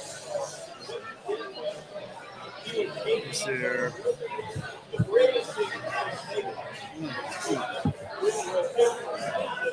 Yeah, I think so. It says your air cable says back. We back. Okay. So like nothing happened. What's it been like meeting some of the other parents of the freshmen or just other players? Have you developed any relationships with them? I know I've heard in the past like those kind of connections, those are lifetime connections and just, for the players. And I always think about some of the guys who came from Florida and all across the country that set up roots here after they're done. I'm like, what's that experience been like for you guys? For us, I feel like it's been an opportunity to really step in and be kind of a parent to more than just our own kids. Because sure. You've got a lot of kids that are moving far from home for the first time and maybe can't get home as often as they want. And so, for me, it's been really exciting to say, hey, I'm here. If your kid needs anything, if you need anything, I'm 15 minutes down the road. So that's awesome. So you're kind of almost like a foster parent for all their. That's a great service because I think they all go through it, the ones especially far from home, just that some of that home cooking kind of vibe that you don't get when you're constantly, these guys are working all the time and they're grinding all the time. And it just, how nice it would be to go to somebody's house and feel welcomed. Like, that's a great role to play. I think that's fantastic. Or just a couch to go, veg out on and not have people looking at you. That's fantastic. That's Come awesome. pet our dogs, Yeah. That's that? Come pet our dogs. Vegas Jared made the point about, how generous that Malachi's been. Craig, you're wearing the Fly Like Kai shirt. Tell us a little bit about Fly Like Kai. What is it about, and how can people donate, and what can they do to help it out? All right, so Malachi decided when he got his first NIL deal that he wanted to help kids out that were in foster care that didn't necessarily have any opportunities to participate in the extracurricular activities. So one of the big things that we were able to do was kind of help set up this foundation where we can pay for kids that are in foster care their activities for either sports, arts, music, whatever extracurricular activities that they want to participate in. And that's one of the things that we're able to do. And to really be able to donate to our foundation, just go to flylikekai.com or actually.org and go to donate. And we're always willing to accept your donations. That's fantastic. That's a great service. So many of those foster kids get lost in the shuffle.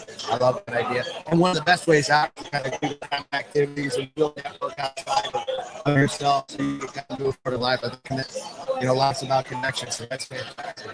What a great move. That's awesome. That was his idea too, to kind of get back to. It was all his idea. That's great. Yeah. Why are you guys looking at me? For once, I'm speechless.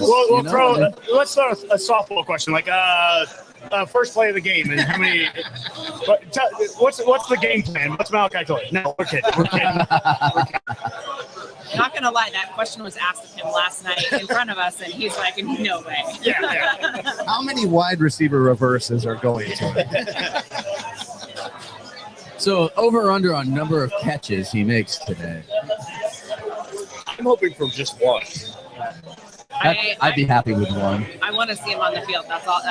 Past that, go get the jitters out in your first college game in front of thousands of people. And what's his anxiety level? Does he seem pretty ready for it? Is he nervous? Is he hyped up about it? Last night he was just kind of Malachi. He didn't seem too spun up about much. Yeah. I haven't gotten to talk to him today, so I don't really know. But sure. Rule mentioned it with Albano, the kicker, being a freshman. He's like, I don't see freshmen. I don't see year. They're just players. They're guys on the team that doesn't matter if you're first year or fourth year. If you're playing, you're playing. So. I love it. He's been around it. I know he wasn't practicing in spring, but it seemed like I saw him in pictures at a lot of spring practices. He was at all of them. He's very immersed in it, Okay. and you can tell he's all about it. With his level of talent, I'm not telling you anything you don't know, but he can be pretty scary. Well, and we can talk about that a little bit too, because one of the things that I've noticed mostly through social media posts, pictures that you've sent me, everything when we talk, his development like through like this program, right? Like what he looked like this time last year and what he looks like now. He looks like a grown man now, like, you know. And so maybe talk about like some of that process for him, like because in the spring he was working out with the team. He was on campus, like in the gym, We couldn't be with the team. Well, yeah, but I'm sorry, but he was like on their program, right? Like doing everything he could at that point. Yeah. So, I mean, food. I'll start. Shout out to Kristen Coggins, who's amazing. Getting him on nutrition that an athlete needs at home. I'm not your chef, so you're going to make your own food, and so just having that food and the nutrition that he really was missing out, I think, has made a big difference. And then obviously the weightlifting and that program is. Yeah, he looks big. Like you can see, like he's starting to build that up. He worked out a lot before, but it's the nutrition. Like I give it all to nutrition. What I am interested with how he was at all the practices during spring ball, and they always talk about mental reps that players get.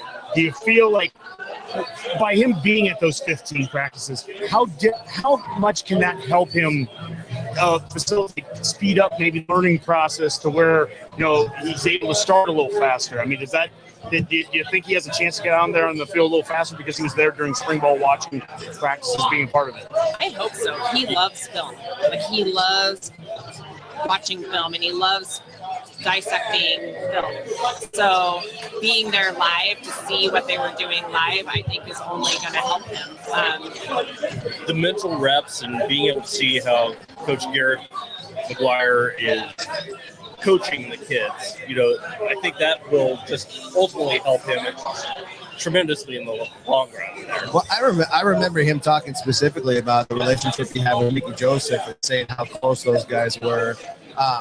And then, when Garrett McGuire gets hired, there was some, well, he's really young, blah, blah, blah. Like, we're not so sure about this guy. But I really haven't heard anything about any of the wide receivers not connecting with this guy. He seems like a pretty genuine dude who's really looking out for his guys. I think Garrett actually connects really well with the players. He's been there. He's lived the football lifestyle. Plus, he's also young enough where he understands what they're going through. Totally. And, he's always proud that he has a whole bunch of snacks in his office. Yeah. They love the snacks. And that's that one little nutrition asterisk right there. Right. Is at Coach McGuire's office. It's all about the calories at this point. I was a complete I know when I was that yeah. age. The calories have been my problem. Yeah.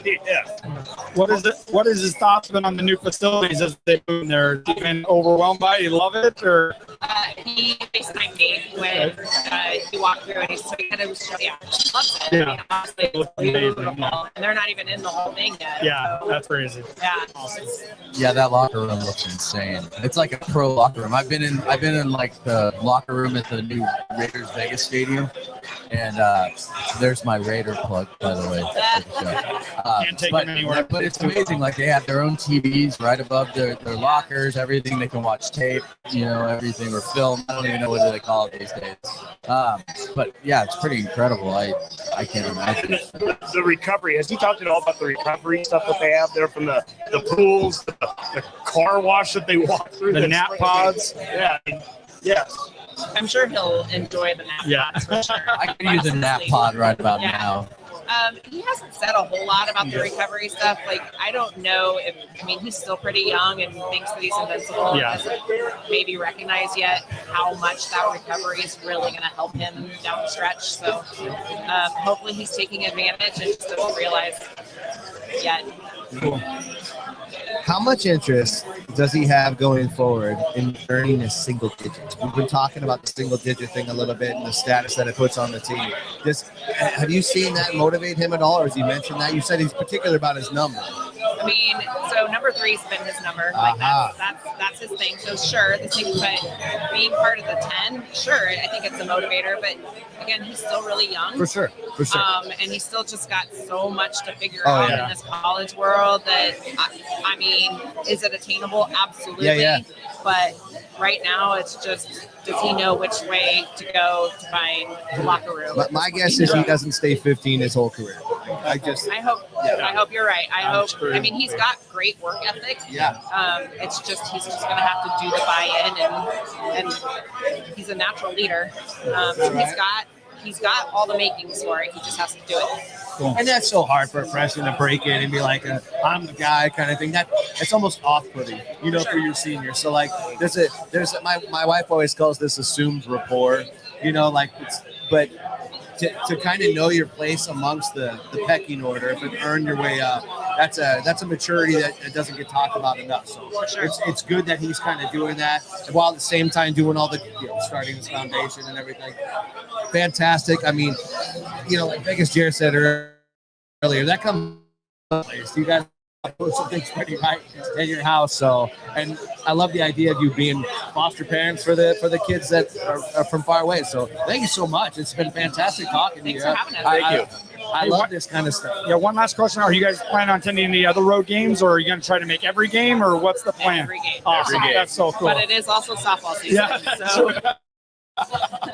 Awesome. Well, very cool. Well, thanks for coming on. You don't take off any time outside of the season. You got to build up your PTO. Yeah. Guys, if I don't see you guys later, I'll see you guys next week for sure in Colorado. Craig and Miranda Coleman, thank you so much. And I just made a donation for you guys, so on that side. Thank you. Awesome. Yep, no problem. Great. Fly like Kai. Yep. Fly like Kai. Very simple. Thanks. Thank you so much. Great family, great families, and that's I think a tentative rule is we want to bring in great kids, great families, and Culture. Yeah, Absolutely. Phenomenal stuff right there from the Colemans. Very cool. Very cool. You don't often get that perspective, the parents side of things, and I really, really do like the idea of some of these out-of-state kids having a place to go to and call home. And, I think the sky's the limit for him. Like talent-wise, there's no question, and focus-wise, it seems like he's locked in. So yeah, and if he gets some muscle on that body, I mean, he's already getting it. He gets bigger. He's going to be a beast. I mean, he's going to be tough. It's almost hard to keep him at wide receiver at that point. Yeah. He could flex out tight end, all that. Yep. Do want to thank everyone for sticking around here. I know we've had some issues with the Wi-Fi here and everything, so really appreciate all the Redcasters that have been following and letting us know when it's gone down. It looks like it's up right now. It's the quality contact. Yeah. Coming back. And if you wonder why it's working so good right now, it's because Rob just left. So it's working really.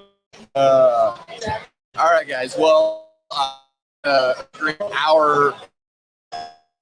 We got hour 3 coming up a little bit. We're going to do a little crossover there with the No Block, No Rock Festival because Lyons Pub here filling up. It is packed. Probably on at least a dozen Go Red calls right now. This point. Oh, it's crazy. Husker Power calls. Having a great time here. Honky, what are your looking forward to here for the next few hours? Next few hours. Let's before we get to the game, let's talk about. The game day experience here. What are you kind of expecting? We're going to go down to the Eyes on Big tailgate. What do you expect around the stadium? How much red are we going to see? I'm using 15,000 as the number that I think is kind of a safe bet. We were talking earlier, we thought maybe 20,000 fans. But I'll just start with 15,000. Now, out of a 52,000 seat stadium, 50, I think. Yeah, right about 50. Roughly a third of the stadium going to be in red. And that's math, y'all. That doesn't look good in a gold out. No. I don't understand. Rose gold. I don't understand these first two opponents, what they've done. Look, we can win or lose games, years. But to take on Husker Nation, which is what they did by doing a gold out. Yep. They could have done a challenge. They could have done a maroon out. Yeah. But they chose gold, which clashes very well with red. You're going to see a lot of red out there. Yeah. And then what Colorado's, AD did on day one, challenging Huskers. We bought all of our seats, and we've got double-digit seats within the Redcast group.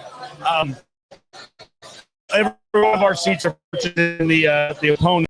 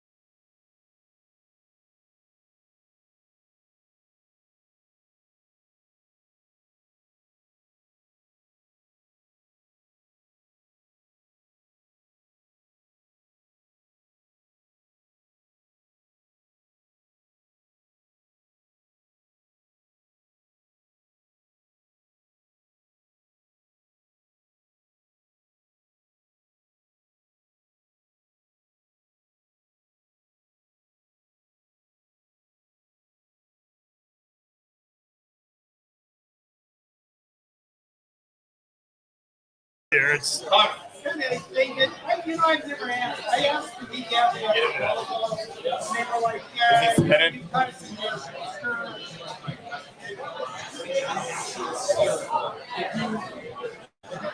Is it spinning? Or is it working? I'm not seeing anything yet. The Minnesota people have been really nice. Nope. I think we're up. I think we're up. You're up. And we're back. We are back. Go Big Redcast live. And when we say live, we mean live. We just had Sean Callahan come by. Lyons Pub. We got coordination here. Coordination. John Johnson coming by, talking to the table. We'll get him on here in a second. Yeah, this is live podcasting, guys, and it is live. So hopefully we can. Here we go. Coordination.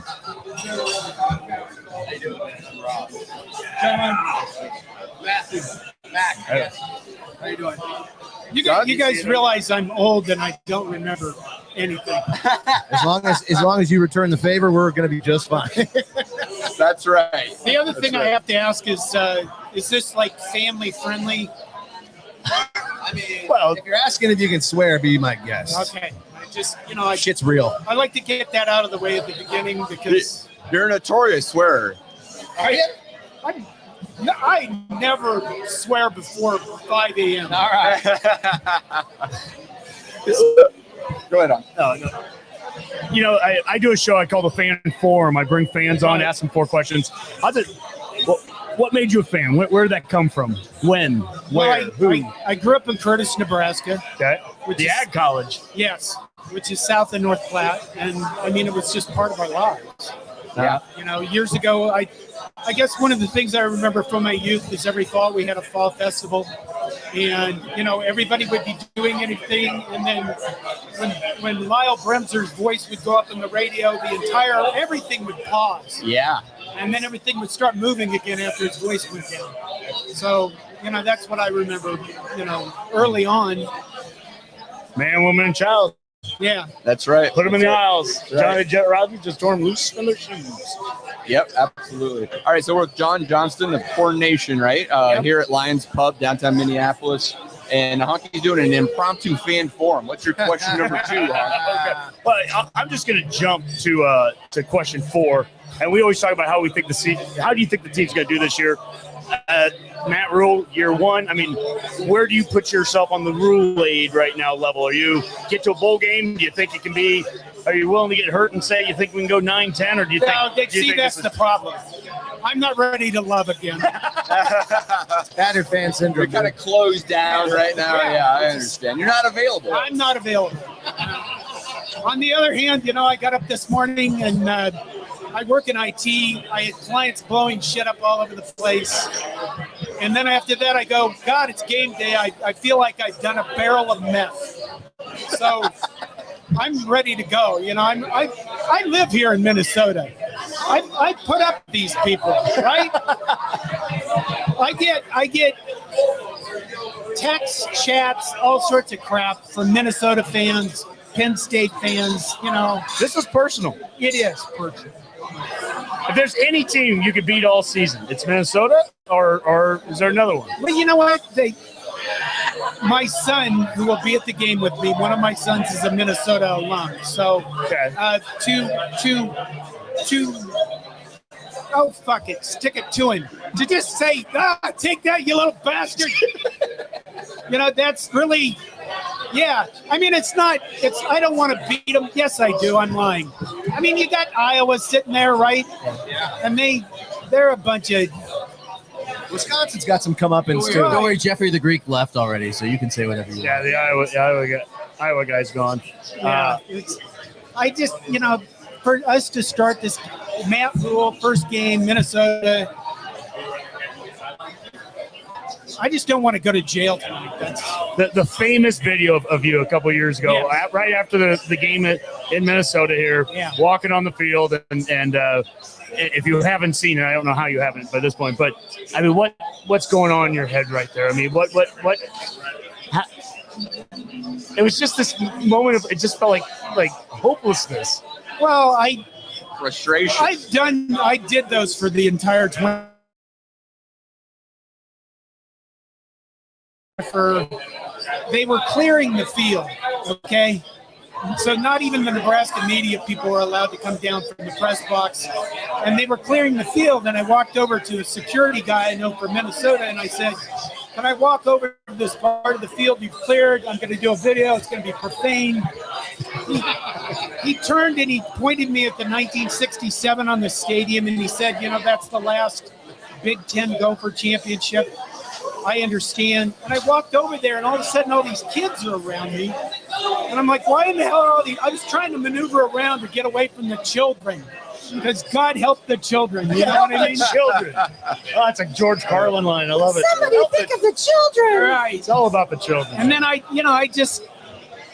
don't know. It was disgusting.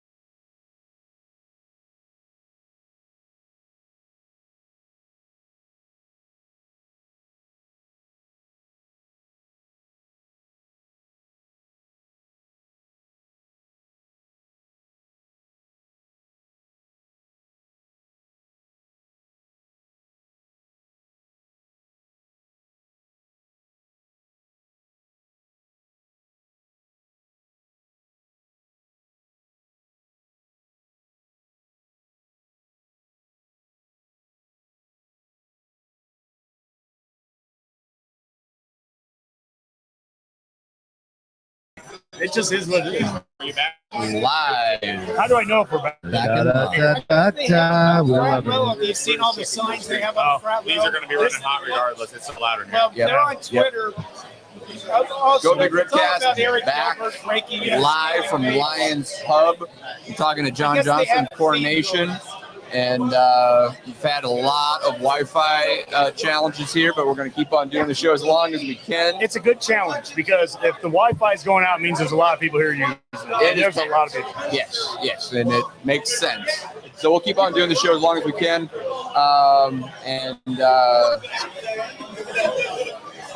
You want me to go get Sean for you guys? You want to just get him on while you can? Or if we can get Sean Callahan over here, I can try. Yeah, sure. Let's do it. Just see if we can get him for a couple of seconds. Yeah, we're live right now, so let's do it. All right, John. Really appreciate you joining us, man. This has been awesome. By the way, you're with Character Chronicles now, right? Coronation? Well, we all decided to team up. So I don't know. I kind of looked at it and I went, wow, that's a nice family guy with kids and a wife that's really nice. I mean, I have a nice wife and, I have kids. But I guess they need one guy that's like, I don't know, that will pull the trigger. You know what I mean? You always need that guy. We need to hang out after this. Are you heading to like a certain tailgate or anything? I'm going to go to the Minnesotans for Nebraska gathering. Excellent. Probably at 3. Oh, out in St. Paul there. And, geez. Say hi to, we want to get Baron Von Raschke on. We got to get the claw. And he needs to be, hashtag induct the Baron. He needs to be inducted.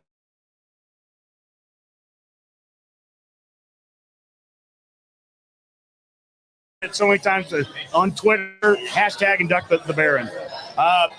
John, you can sit around too. This is Sean Callahan. He needs a big introduction, I'm sure. This Husker Online. Hey, Sean, how you doing? I'm doing great, guys. Thanks for joining us. Yeah. What do you think about this place? This is great. This is Husker Bar Central right here, man. This is awesome. Yeah, absolutely. We're looking forward to the whole game here. We've got tailgating coming up. You're enjoying it with your family right now here? Yeah, I got my 2 daughters and my wife. It's my wife's birthday today. Congratulations. Happy birthday, Miss Callahan. My dad is here and his wife, so they're sitting with Phelan Sanford's family. They met him in Ireland, and they've been hanging out since the Ireland trip. Phenomenal. That's awesome. Phenomenal. Well, we had Malachi Coleman's family on here a little while ago. We're having a blast here. what are y'all looking forward to tonight? And what are the keys to the game? I mean, I just want to see what Nebraska looks like. I mean, guys, we don't even really know anything about how this team's going to present itself. I'm optimistic they've got a good defense. I really think the defense has had a good camp. They've got a lot of veterans. Offensively, I think we all have the same questions. Can this offensive line be better? We know it's not going to be elite, but can they be better? And can they build a system on offense that helps the line? Like Mark Whipple did not help the line last year. Complimentary football too, right? Yeah, absolutely. Situational football too, playing good situations and not getting, from time management and not putting yourself in bad spots that way. One of the things a stat that I'm going to pay attention to from play one is how many receivers do we have on the field? I'm counting that from play to play because we hear so much about 12 and 21 and 22 personnel, and there's so much concern about, what's our wide receiver room look like? But I really think we're going to see bigger sets. We're going to have a lot of sets where there's one or two receivers, period, on the field. Yeah, I think you'll see Borkature and Fedoni out there a lot together with two tight ends, a lot of 12 personnel. Yep. Let Gabe Urban run it downhill. I mean, you might see three tight ends with Janier Bonner being a third guy. That's the guy. That's a big one. That's how if Bonner could be on the field for 5 straight plays and line up 5 different ways. Right, fullback. I mean, so that he's got versatility to do a lot of things. And you're right. I mean, the receivers right now, it's a huge question mark. Is Marcus Washington, has battled some injury stuff in camp. Billy Kim's going to be good. We know that. Yeah. Is Alex Bullock ready for this? I mean, or is he only there because that's all we have right now? What will we get from Alex Bullock? A legitimate Big Ten type receiver, or a guy that is out there because we don't really have anyone else right now that we recruited? Because you look at there's other guys on the roster, the freshmen. I think Jaden Doss would have played if he's healthy in this game. But Malachi and Jalen Lloyd, they could get on the field tonight, but if they do, it'd be probably pretty limited. So what's the over-under, do you think, on the number of runs we see from Sims? Because this morning on your show, you said something that was really funny, and Jer over here was laughing about it. He said, the difference between Sims and Casey Thompson from Lester's. Casey Thompson, when he would take off running, it was like watching your kid try to run through traffic. Yeah, right? It was it just never felt good. Yeah. You're just like, oh my God, go! That deep ball that he threw to ICG in Ireland, that was, you could time that on a calendar. It was so slow, and it was just like, oh no, he's not going to beat you with his legs. That's the difference. That Sims has got to use his legs to be a differentiator. Oh, Sims is a 4.5 type 40 runner. He's a long strider. He's 230 pounds. Yeah, he's a toss. Do you think we'll see any kind of packages for Heinrich Harburg at all? I think they've toyed around with some stuff. I don't know. We saw one day catching passes, but I think he's got versatility to do other things, and they've toyed around with it. So I do think maybe if it's not tonight, I do think in the year he could be a wildcat. He could be a tight end. So Minnesota runs that stuff with Cole Cramer where they bring him in and it's kind of effective just because it's a change of pace. Yeah. I like it. We've talked about that where if you can get Harburg on the field 3-4 plays in a row where you're not bringing him in just to be a wildcat for a play, if he can line up and flex him out as a kind of a stand-up tight end receiver, and then all of a sudden maybe one play he just moves in, but you're not rotating. You're not giving the defense a chance to make any kind of rotations either. And all of a sudden he's not that Sims can't run the ball. Of course he can, but you're moving Harburg in there. He's the one to run the option in the spring game. He's the one that, we know his talent too. And you want to get him out there, using his legs. I mean, all three of those quarterbacks, I don't know if there's been three that fast in Nebraska in a while. How fast is Purdy? I don't know that we understand that. He's 4.58 40. I mean, wow. When he was in high school, he ran high 4.58. Wow. And he was a good baseball player too. He doesn't know how to slide. I think we learned that last year in Michigan or whatever game that was. But he can run straight ahead fast. Now, he doesn't run. You don't want him doing it though, because I feel like he doesn't know how to take contact on. He struggles. Where Harburg and Sims, I think, would be better at taking on that hit. Yeah. I'm very curious to see how this team evolves over the year, and that's one of the biggest fascinations I have with this coaching staff and stuff like bringing the wide receivers on as the years go on. Like, not this. I don't think we're going to see a lot from the freshmen this week, maybe next week, but I would be excited to see how they develop over the year. I feel like that's where this coaching staff differentiated itself from coaching staffs in the past. That's what my fingers are crossed at. Just have confidence to give those guys reps. I mean, I felt like every staff's come in, we're going to rotate a lot. And then you get the Pro Football Focus snap count, you're like, played like 12 guys. It's like, like what about all the rotating? Where'd that go? Yeah, absolutely. Are we going to see 83 guys on defense? 17 to 23 is kind of the number he's throwing out there. I wouldn't be surprised, like on the defensive line, like we'll see Judy play in this game. We'll see Pritchwell, Umanyalan get on the field. I mean, they'll get 8 or 9 guys on the D line. Linebacker, Henrich has got the ankle, so what will his build need to be tonight? Javin Wright could play in this game at linebacker. Henrich isn't hurt; he'd be a black shirt right now. I think so. I mean, John Bullock and him, it'd be interesting how they would have redone that one, but he rolled his ankle a couple weeks ago, and I think it's been in the scrimmage, right? Yeah. So, is it 2 hours before kickoff is when we'll know who's actually hurt and who's playing? The 5 o'clock gambling report, essentially. That's right. Gamble, don't gamble, Iowa. Sponsored by Harris. Hey, Sean, were you surprised that Chief Borders was listed as a starter? A little bit. I mean, I just kind of assumed it was always going to be MJ Sherman. Yeah. What I saw in the spring and what you hear about how talented he is. So that one did surprise me that he got it over him. But they're both good players. And Tamari Butler, he could have been the black shirt if he was healthy. So they got 3 jacks, and those 3 guys will probably all, play significant snaps all season. Nice.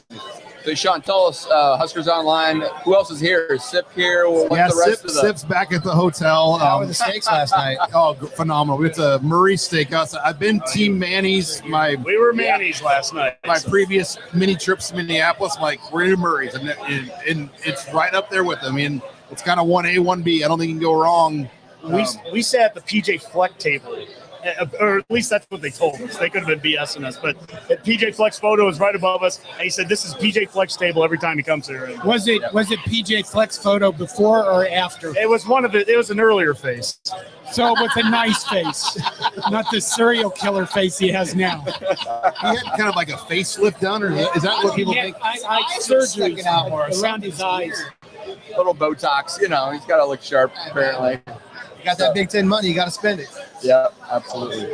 No, but yeah, Murray's a great place. We're gonna be here all weekend, my family. So we're gonna hit the state fair. Yeah. Hit the malls one day and come back Sunday. So that's the one. Like my family can never go on a trip like this because it's usually in and out. But because it's Thursday, and great location to get out to. Like let's just all go. Let's have fun. Yeah. I'll tell you if I'll do it again about Monday morning if it's worth it or not. Well, I'm sure your wife has to put up with a lot of just your traveling and being gone and your kids. I mean, it's a huge sacrifice. You guys grind all the time. You're constantly putting out content, constantly video on the road. So I know the families have to be very supportive for you guys to do what you do. So and it's her birthday, and we got you over here. Yeah, no, we won't keep you much longer, partner. No, yeah, the job. You're right. The demand. You can do something really good and think you're ahead of things, then you get beat on a couple of things. Everyone's like, "You suck," But we love. I mean, that's why we do. We love the pressure. It's a lot of fun. Love the people. I mean, I can go around the state and meet so many great Husker fans. And that's you see things like last night. That's why we're all Nebraskans. I mean, watching that volleyball, it's like, that's us right there. Yeah. We're different than anywhere in the world, and we proved that again last night. Yeah. Absolutely. So you're going to be in the media box then today. Yeah, I'll be in the box. That's why for those watching out here too, because we got about 60 people watching right now. That's why he's not wearing red, because you can't root for Nebraska in the press box. What changing? This is my kind of like going out to lunch, and I'm going to go change into my. We have Channel 7 at 5 and 6. Live shots. I have KVB. John, where will you be at the game? I will be in the stands. So he's going to be in the stands, trying not to have security come. Yeah. I actually have reminders on my phone of different things to yell at Minnesota fans. Corn Nation, Husker Online, love both of you guys. We've been following both everything you do for a long time. And also, I want to give a shout out to with Husker Online. We've been following you guys. I mean, subscribe for years. What you guys do with Tunnel Talk is amazing. I think it's really cool how you've incorporated baseball and volleyball and other sports into it as well. What we did last night, when I say we as Husker Nation, 92,003 people for volleyball. We're not just a football state. I love how you guys cover all those sports. I love what everyone's. I love what Coronation's doing with Go Big Redcast, with all these different podcasts and all the media outlets out there. The Husker Nation is you're well. All we need to do is start winning. Actually, win. Look out, guys. Oh Yeah, my I goodness! Imagine that. Oh my gosh, unreal. You mean How many more when? Columbus You mean when? podcasts can we have? You know, I have thought about the fact that if we start winning online, am I going to be a person that's going to be, have a calm demeanor? I or be a more insufferable son of a bitch than I am right now? I'm definitely going to be insufferable. Yeah. We're all waiting for his video. More insufferable. Win or I should lose. say. That's right. That's right. The Absolutely. goal for this year is no bathroom videos. There we go. All right, guys. Thank you, We really guys. appreciate it. Appreciate it. Sean, Thanks you have so a much great for time with your stopping by. family. Appreciate it. Thanks so much. Sean Callahan, Huskers Online, John Johnson, Coronation, both of you guys. Thank you so much for joining us. That was a lot of fun, Honk. Holy cow. This is, we knew it was just going to be a play-it-by-ear show, and that was a phenomenal drop in there by both Sean Callahan of Huskers Online and John Johnson. Now, we got Justin Swanson right here of the Husker Football Fan Podcast. What's up, guys? Good to see you all. it's like a celebrity, like just the A-listers are coming through here. I mean, It's like a rotation, I got a special guest too. You got a special guest? Lay it on us. Yeah. Have you guys ever listened to the Smartless podcast? What's that? They bring on a guest and the other hosts don't know who it is. Okay. So I have someone that has a PhD in finance. Okay. And is a leader on the Lincoln campus. Hello. I have the College of Business Dean, Kathy Farrell. Oh my goodness! Oh, fantastic! Wow, phenomenal! Well, welcome to the Go Big Redcast. Everyone on your P's and Q's. Yeah. This is an important person, guys. This is Ma'am. Dean. Dean Kathy Farrell. That is phenomenal. Well, welcome to the Go Big Redcast. Thanks for joining us. Excited to be Can here. I get an honorary degree from Nebraska so these guys will stop giving me some crap? I can at least give you a pin. Oh my God, I would love the pin. Don't give him a Please. pin because he's go. I got this from the dean of. He'll just. Oh, he'll eat on So that. when I apply for the college, I'm getting in, right? Oh man. What's your ACT score? It's over. What's an SAT? we talk a lot on the Redcast. We're talking about the facilities that are going on at the football stadium and all the great things that are going on there. Anyone that's been on the UNL campus here in the last 5 years, the Hawks building there for College of Business. I mean, that is. I know you played a big amazing. role with that back in the fundraising days too, Justin. I got patch on the back. Amazing facility there. What's that done for the College of Business? It has been amazing. It's an $84 million building that was entirely privately funded. Not a dollar of taxpayer money went into it because of the work of people like Justin. And as a result, it's helped us in terms of recruiting faculty, staff, students, and just being a great resource for the community as a whole. We host a lot of events for our business partners. In fact, we host football recruits sometimes, and volleyball parents, recruits. and volleyball recruits, and any other recruits. But I thought of the football team for obvious reasons because we had breakfast on the terrace. We have a terrace that overlooks the stadium. So on the east side of the stadium. And it's been a great recruiting tool as well.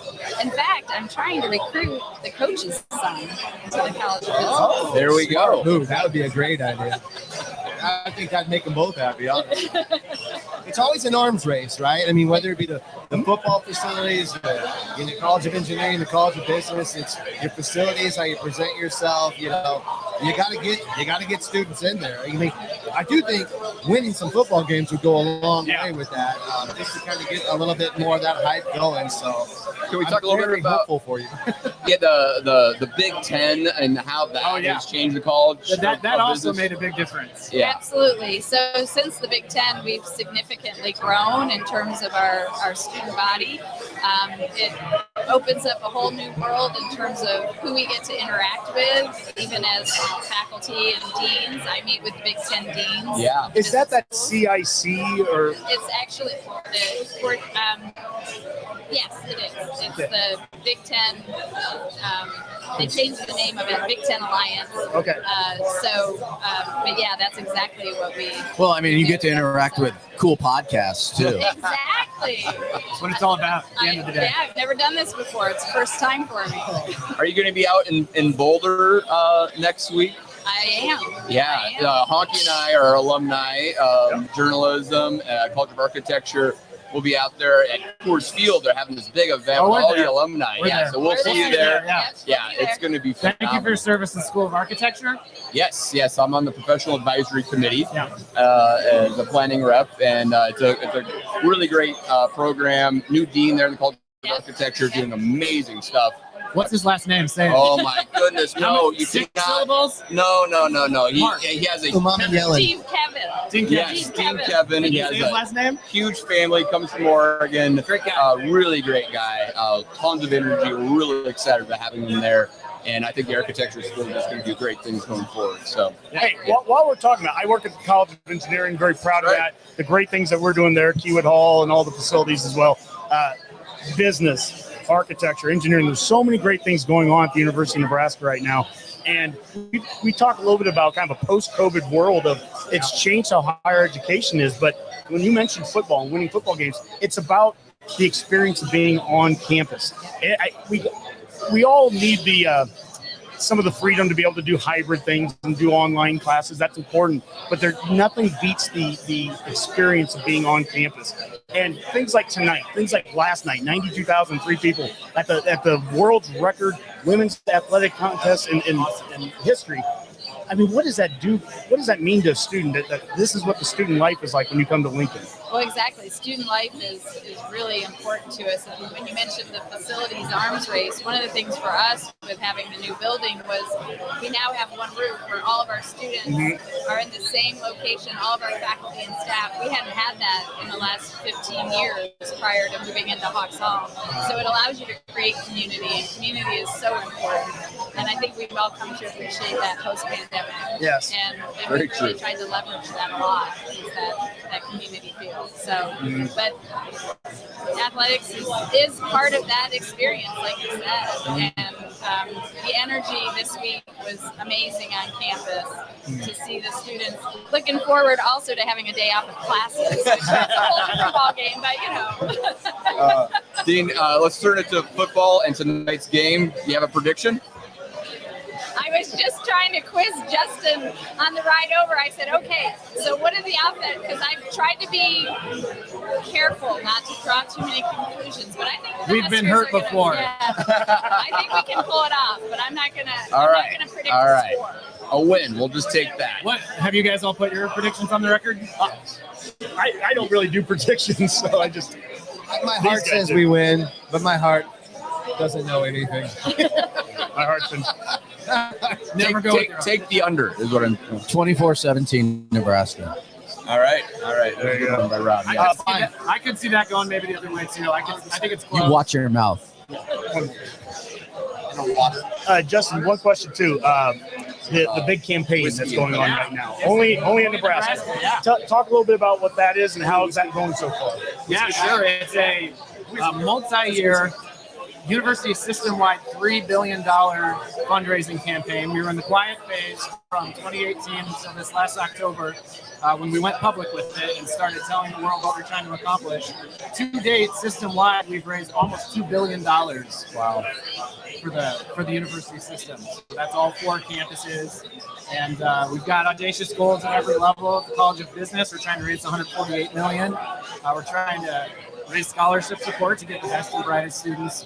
We're trying to support faculty because you can have great students, but if you don't have great teaching, if you don't have great research, what are you going to learn, right? Yep. So we're trying to support the college and the university at every level. And so this is a great opportunity for Kathy to talk about her passion for the college and the university. And we're really proud of what's going on, and the best is yet to come.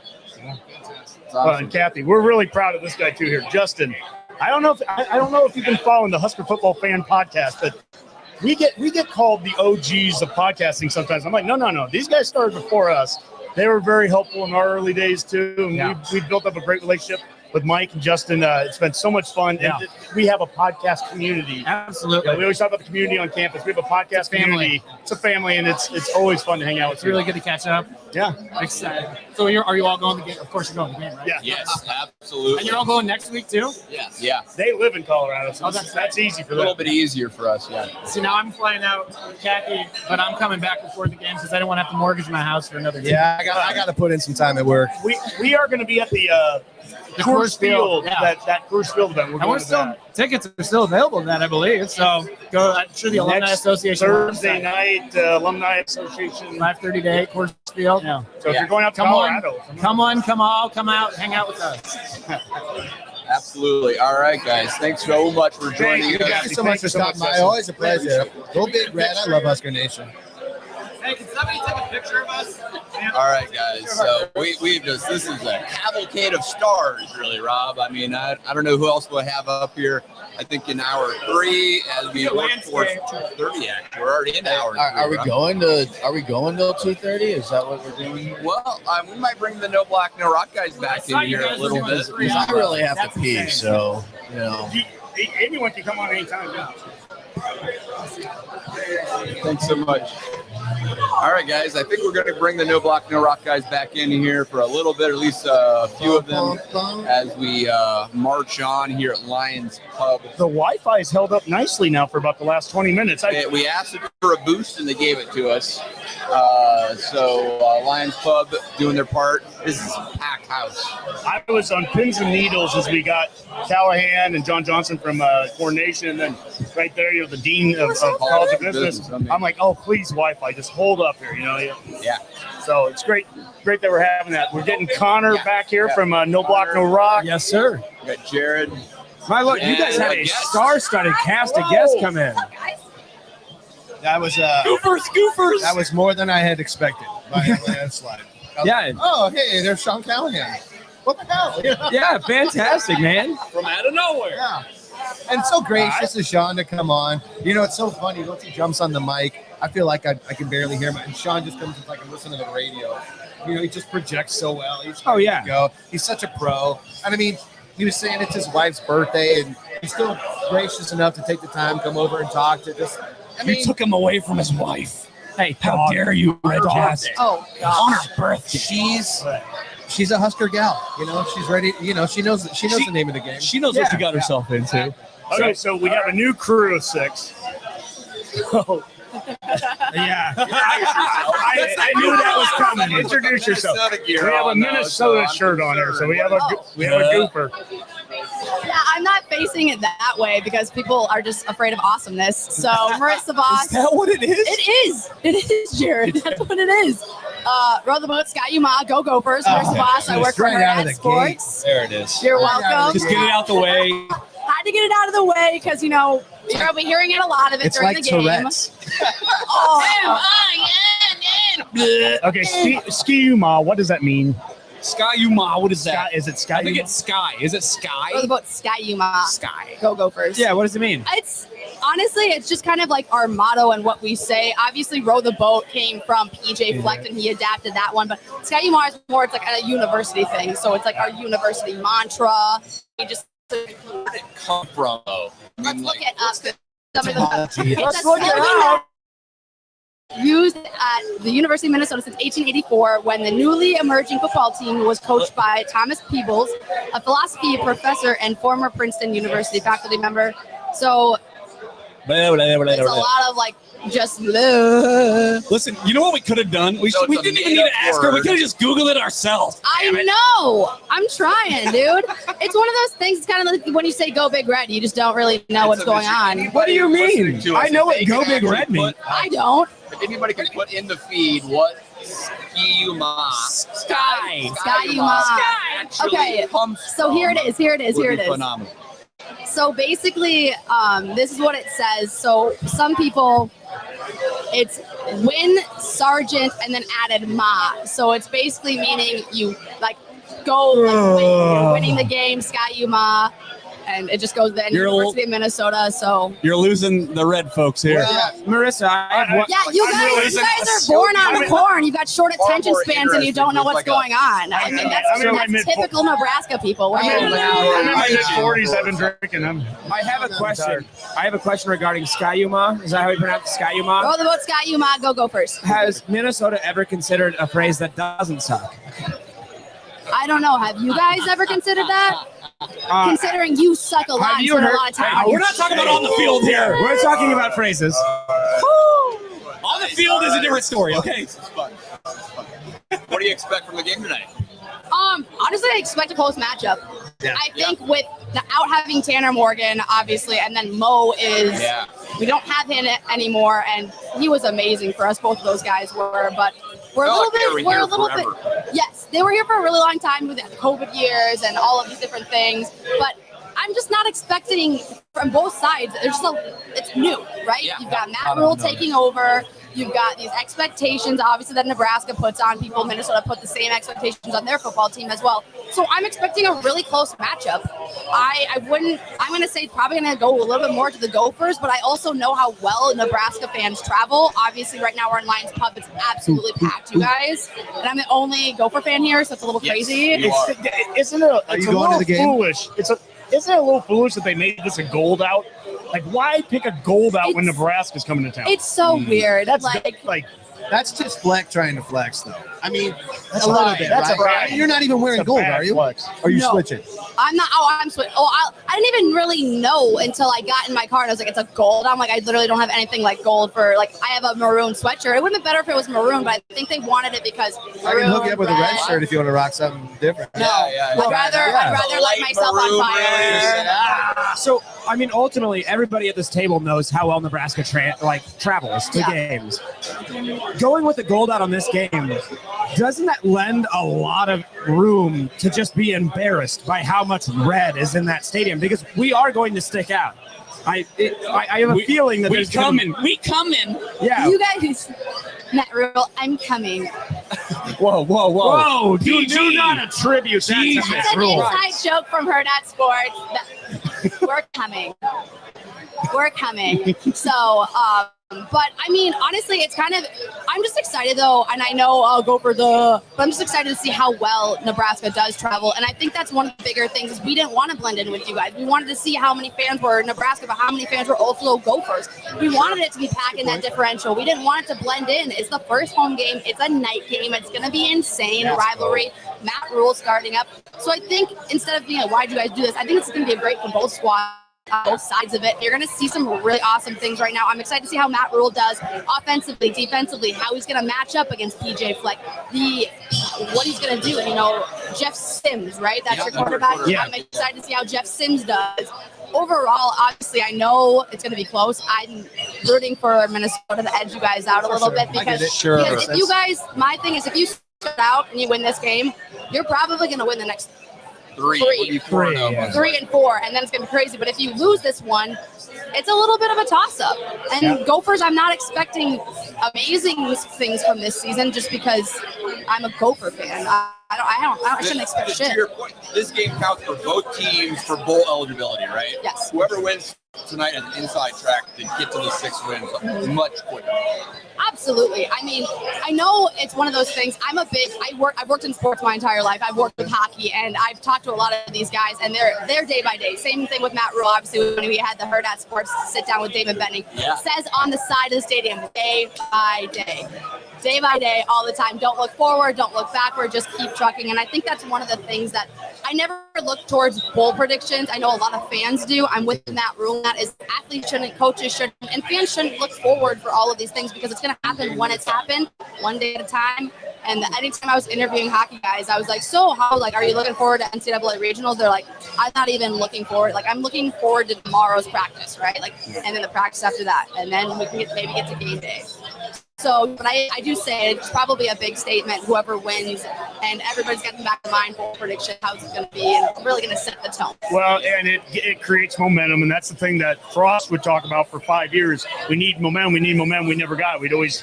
We've exited the month of August the last 2 years, you know, already with a loss of momentum. It is crucial to have some early momentum here.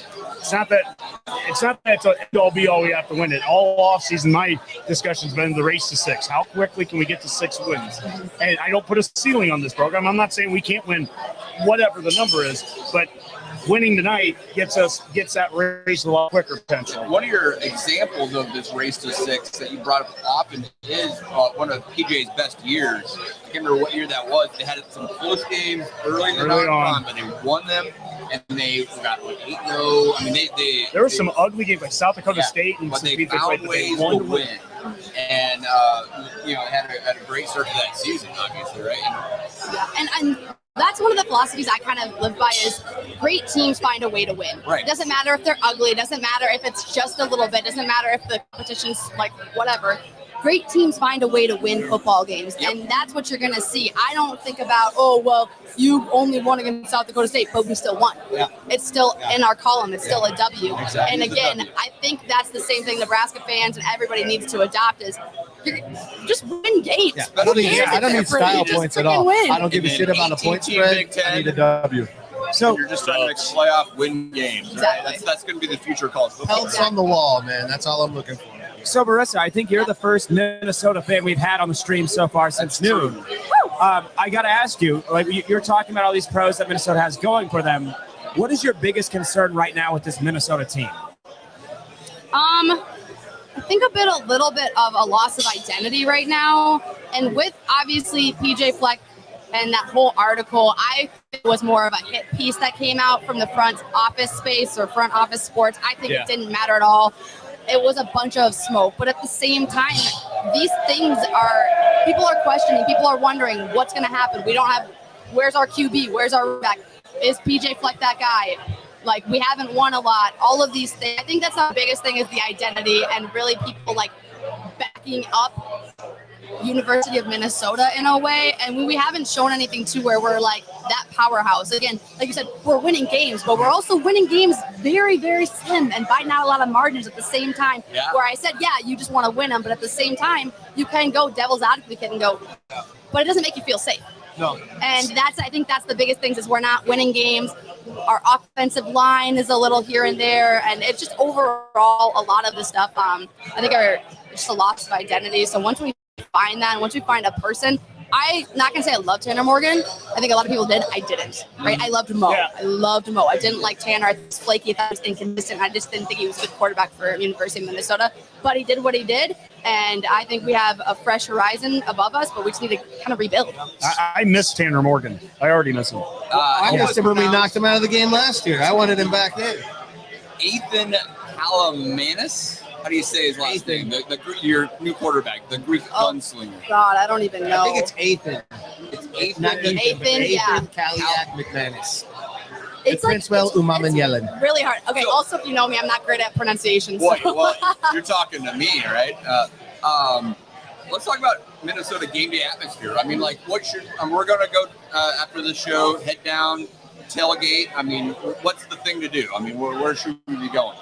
There's a tailgating spot. It's called Sky Yuma Tailgate, and that's one of my favorites. 7th Avenue Pizza, Gray Duck Vodka, Chad Greenway. Okay. That's one of the best ones to go to. But a lot of them in that area, you can just go to any one of them, and they're going to be they're going to be give you a little bit of crap, right? But we're still Minnesota nice here. We're still going to be happy, and that's just what it is. So any one of those, but Sky Yuma Tailgate is probably one of my favorite ones to go to. Vince Wright, he kind of runs that. There's a little Sally Spices there. These are two people big on Vikings and Minnesota Vikings TikTok or Twitter, and then also Gopher Twitter. So. Okay, tell me about Dinkytown. Where did the name come from? I don't even know. It's such a good question. All Google I know is like Dinkytown isn't. It's kind of sucks that Dinkytown isn't the most safest place. It's turned into a place where I'm like, I think I've only been maybe a handful of times. I'm not even there. Right. Okay. So no more Dinkytown. It's out. A lot of young kids go there, right? I didn't go to University of Minnesota. So I went an hour south down to MSU for a year and then Bethany Lutheran College. So. Okay. All right. No Dinkytown. All right. Good sign. We'll set you up. Don't worry. More No Block the Rock guys back in the mix. You know what, brother? Yeah. Okay. Sure. As soon as the Wi-Fi's strong, you guys show up. Well yeah. It's because we're smart. Hey, you don't know what I had to do to get that Wi-Fi strong, all right? I'm not proud of it. Of course you would say something like that. I swear to God. It's always the truth, though. Oh, I bet it is. Spot the lie. I swear to God. Okay, that is crazy. Yeah, wow. This is a family show. It's a family show. I didn't say anything bad. Hey, you can't have me on. I'm not family oriented. Me either. Okay. Who do we got with us? Who do we drag? Who is this guy that we dragged? We dragged the owner of the largest brewery in the state of Nebraska, a proud sponsor of the No Block, No Rock podcast. Humble brag. Nebraska Brewing Company's own Paul Kavalak. Make sure you kiss that microphone. Kiss it. Get in there. Hello, everyone. There you go. I understand you cuss on the show. You were good at that. Of course we do. I've never cussed, so I might be offended. A beer drinking Marine. I never cussed, huh? Well, we'll see how this goes. You've seen things, okay? You've seen. He knows some things. So Paul, we were just talking about, kind of outlooks for the game and everything. I got to ask, because obviously you just got on. We don't have your score prediction yet, or your prediction of the outcome of this game. What do you think, and how do you see this going? Man, I'm the wrong guy to get on the podcast Pro Nebraska at this point. I love Nebraska. I know, right? I'm the right guy. No, I'm the wrong guy. This is the right guy podcast for the wrong that. prediction. It is a fan podcast. It's okay. Yeah.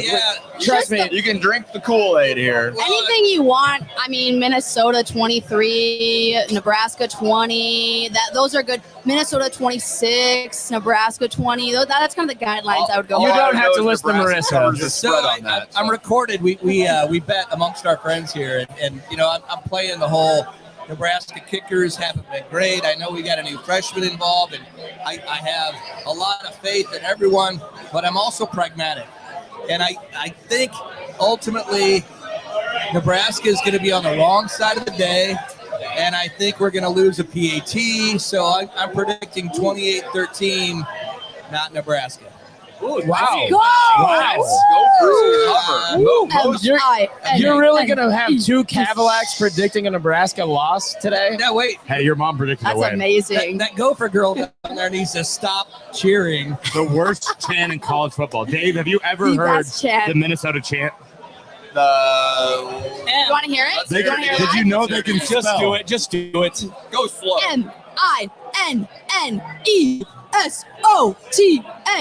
MINNESOTA. Minnesota. Gophers. Oh my God. I can see the rodents dancing now. The worst chant in college football is right there.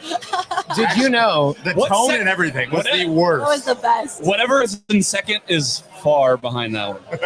I'm pretty sure the Badgers is up there. The Badgers is worse. I will say that was pretty freaking annoying in Madison. On Wisconsin. And Wisconsin. Yeah, no. Hard I hate pass. it. But to graduate high school in Minnesota, all you have to know is that chant. Just like, can you spell the state name? Hey, this is one of the 10,000 lakes in Minnesota right here. Right here. Hey, Oh, yeah. we're a lot better than that. You come on down to Fairmont. We got 5 lakes. I'll show you. We talk a lot of shit on your lakes. I'm making my way to Minnesota. I'm looking at my map, and I see Grass Lake. And it's like this freaking big. And I'm like, seriously, guys, what are we doing here? That's a crick. You're fluffing stats, and you know Hey, it. listen. I'm saying you come down to Fairmont. You see how we live. We've got 5 lakes. I'll take you wake surf, and then you'll change your mind. Then you'll think Minnesota summer is the best thing to ever exist, which is how it is. It's just the best. Speaking of wake surfing, I saw you post a video the other day of you wake surfing. Was that your first time? No. It looked like it. Did it look like it? Yeah. I'm pretty sure I could. I want to see you on a wakeboard or No, you wake don't. surf. Yeah, exactly. No, you don't. Exactly. Funny fact is I almost nailed the 360 that day, so you're welcome. Here's the thing: is I've never claimed to be an athlete, but Yeah, you know look who at you. is? Jeff Sims, and he's gonna make you regret everything you said about Nebraska What today. a transition that was. I love the transition. That was smooth. That was a segue. I That respect was. the fuck You know out what? of that. You know what? Is what went unnoticed a few minutes ago? Paul, you had predicted a 28-13 loss. How do we go from a coach with 1-score losses to this new guy with a 2-score loss? What the heck is this? Dude, This is not what we wanted. You're going to break my brain. No, I'm absolutely not proud of the prediction. Dude! I may stand alone in this whole thing, but let's transition to beer, right? You guys brought us on to a podcast. It's all about Sports. Sports ball, yes. Tell you what, I'm in Minnesota, and Omar Ansari, the owner, founder of Surly. I'm drinking Surly Furious, and we need to give a shout out to the locals. So let's hear it. Sure. Let's go. Absolutely. Surly is so good.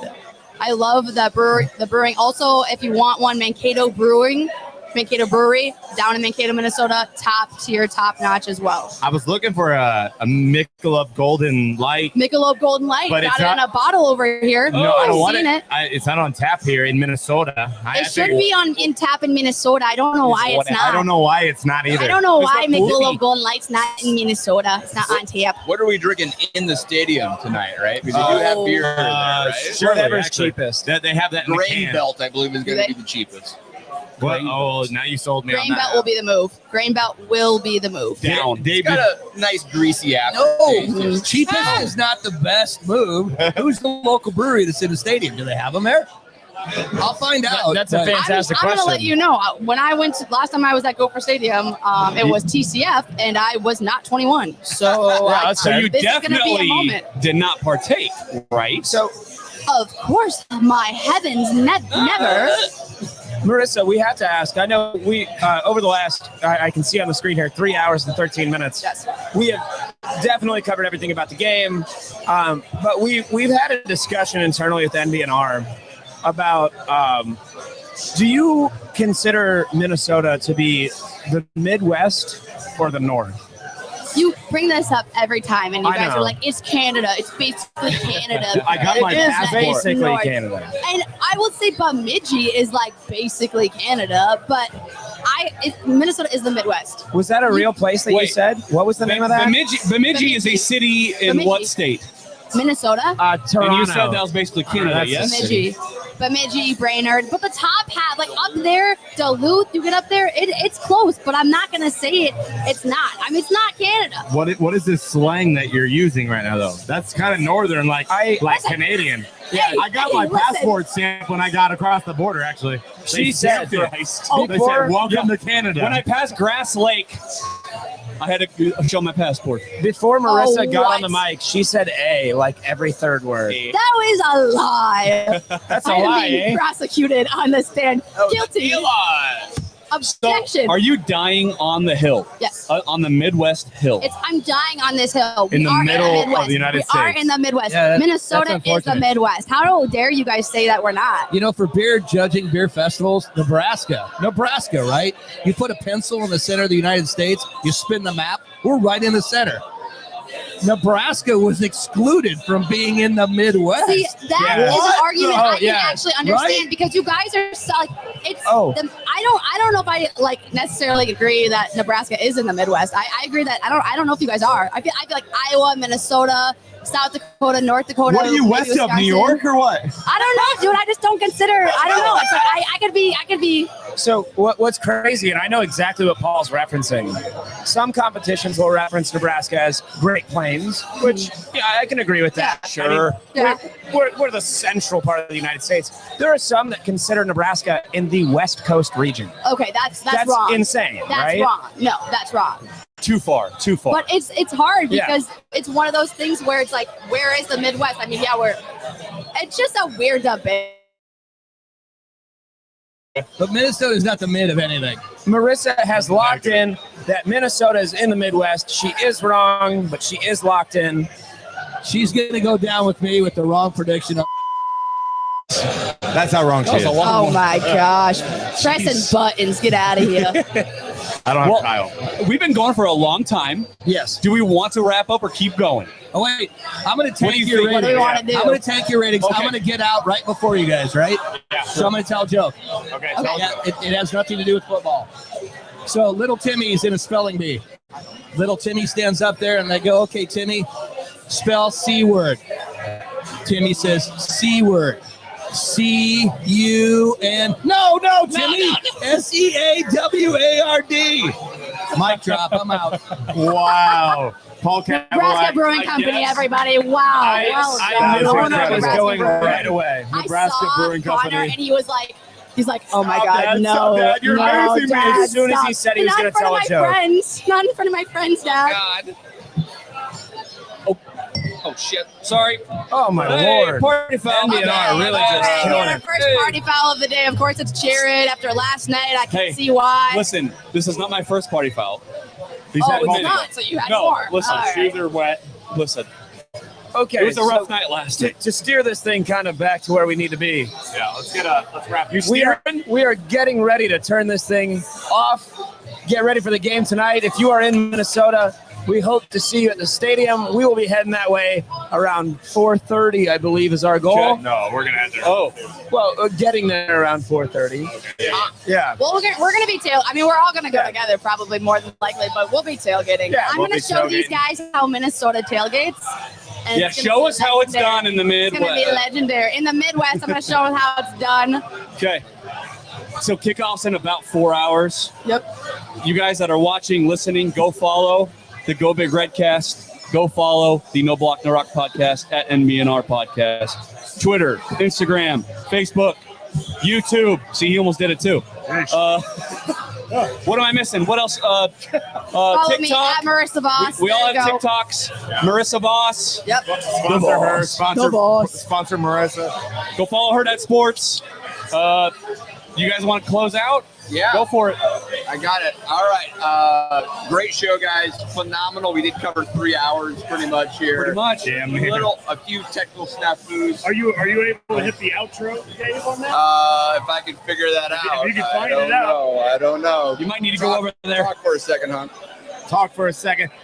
We're gonna be taking over. This is not a gold out. This is a red out in Huntington Bank Stadium. Let's make that clear. Damn right. Mac has been calling it rose gold. So Rose gold. I love that. There'll be some red. There's going to be a lot of red. I Rolling my expect it. eyes. The stadium's very small. It only holds about 50,000.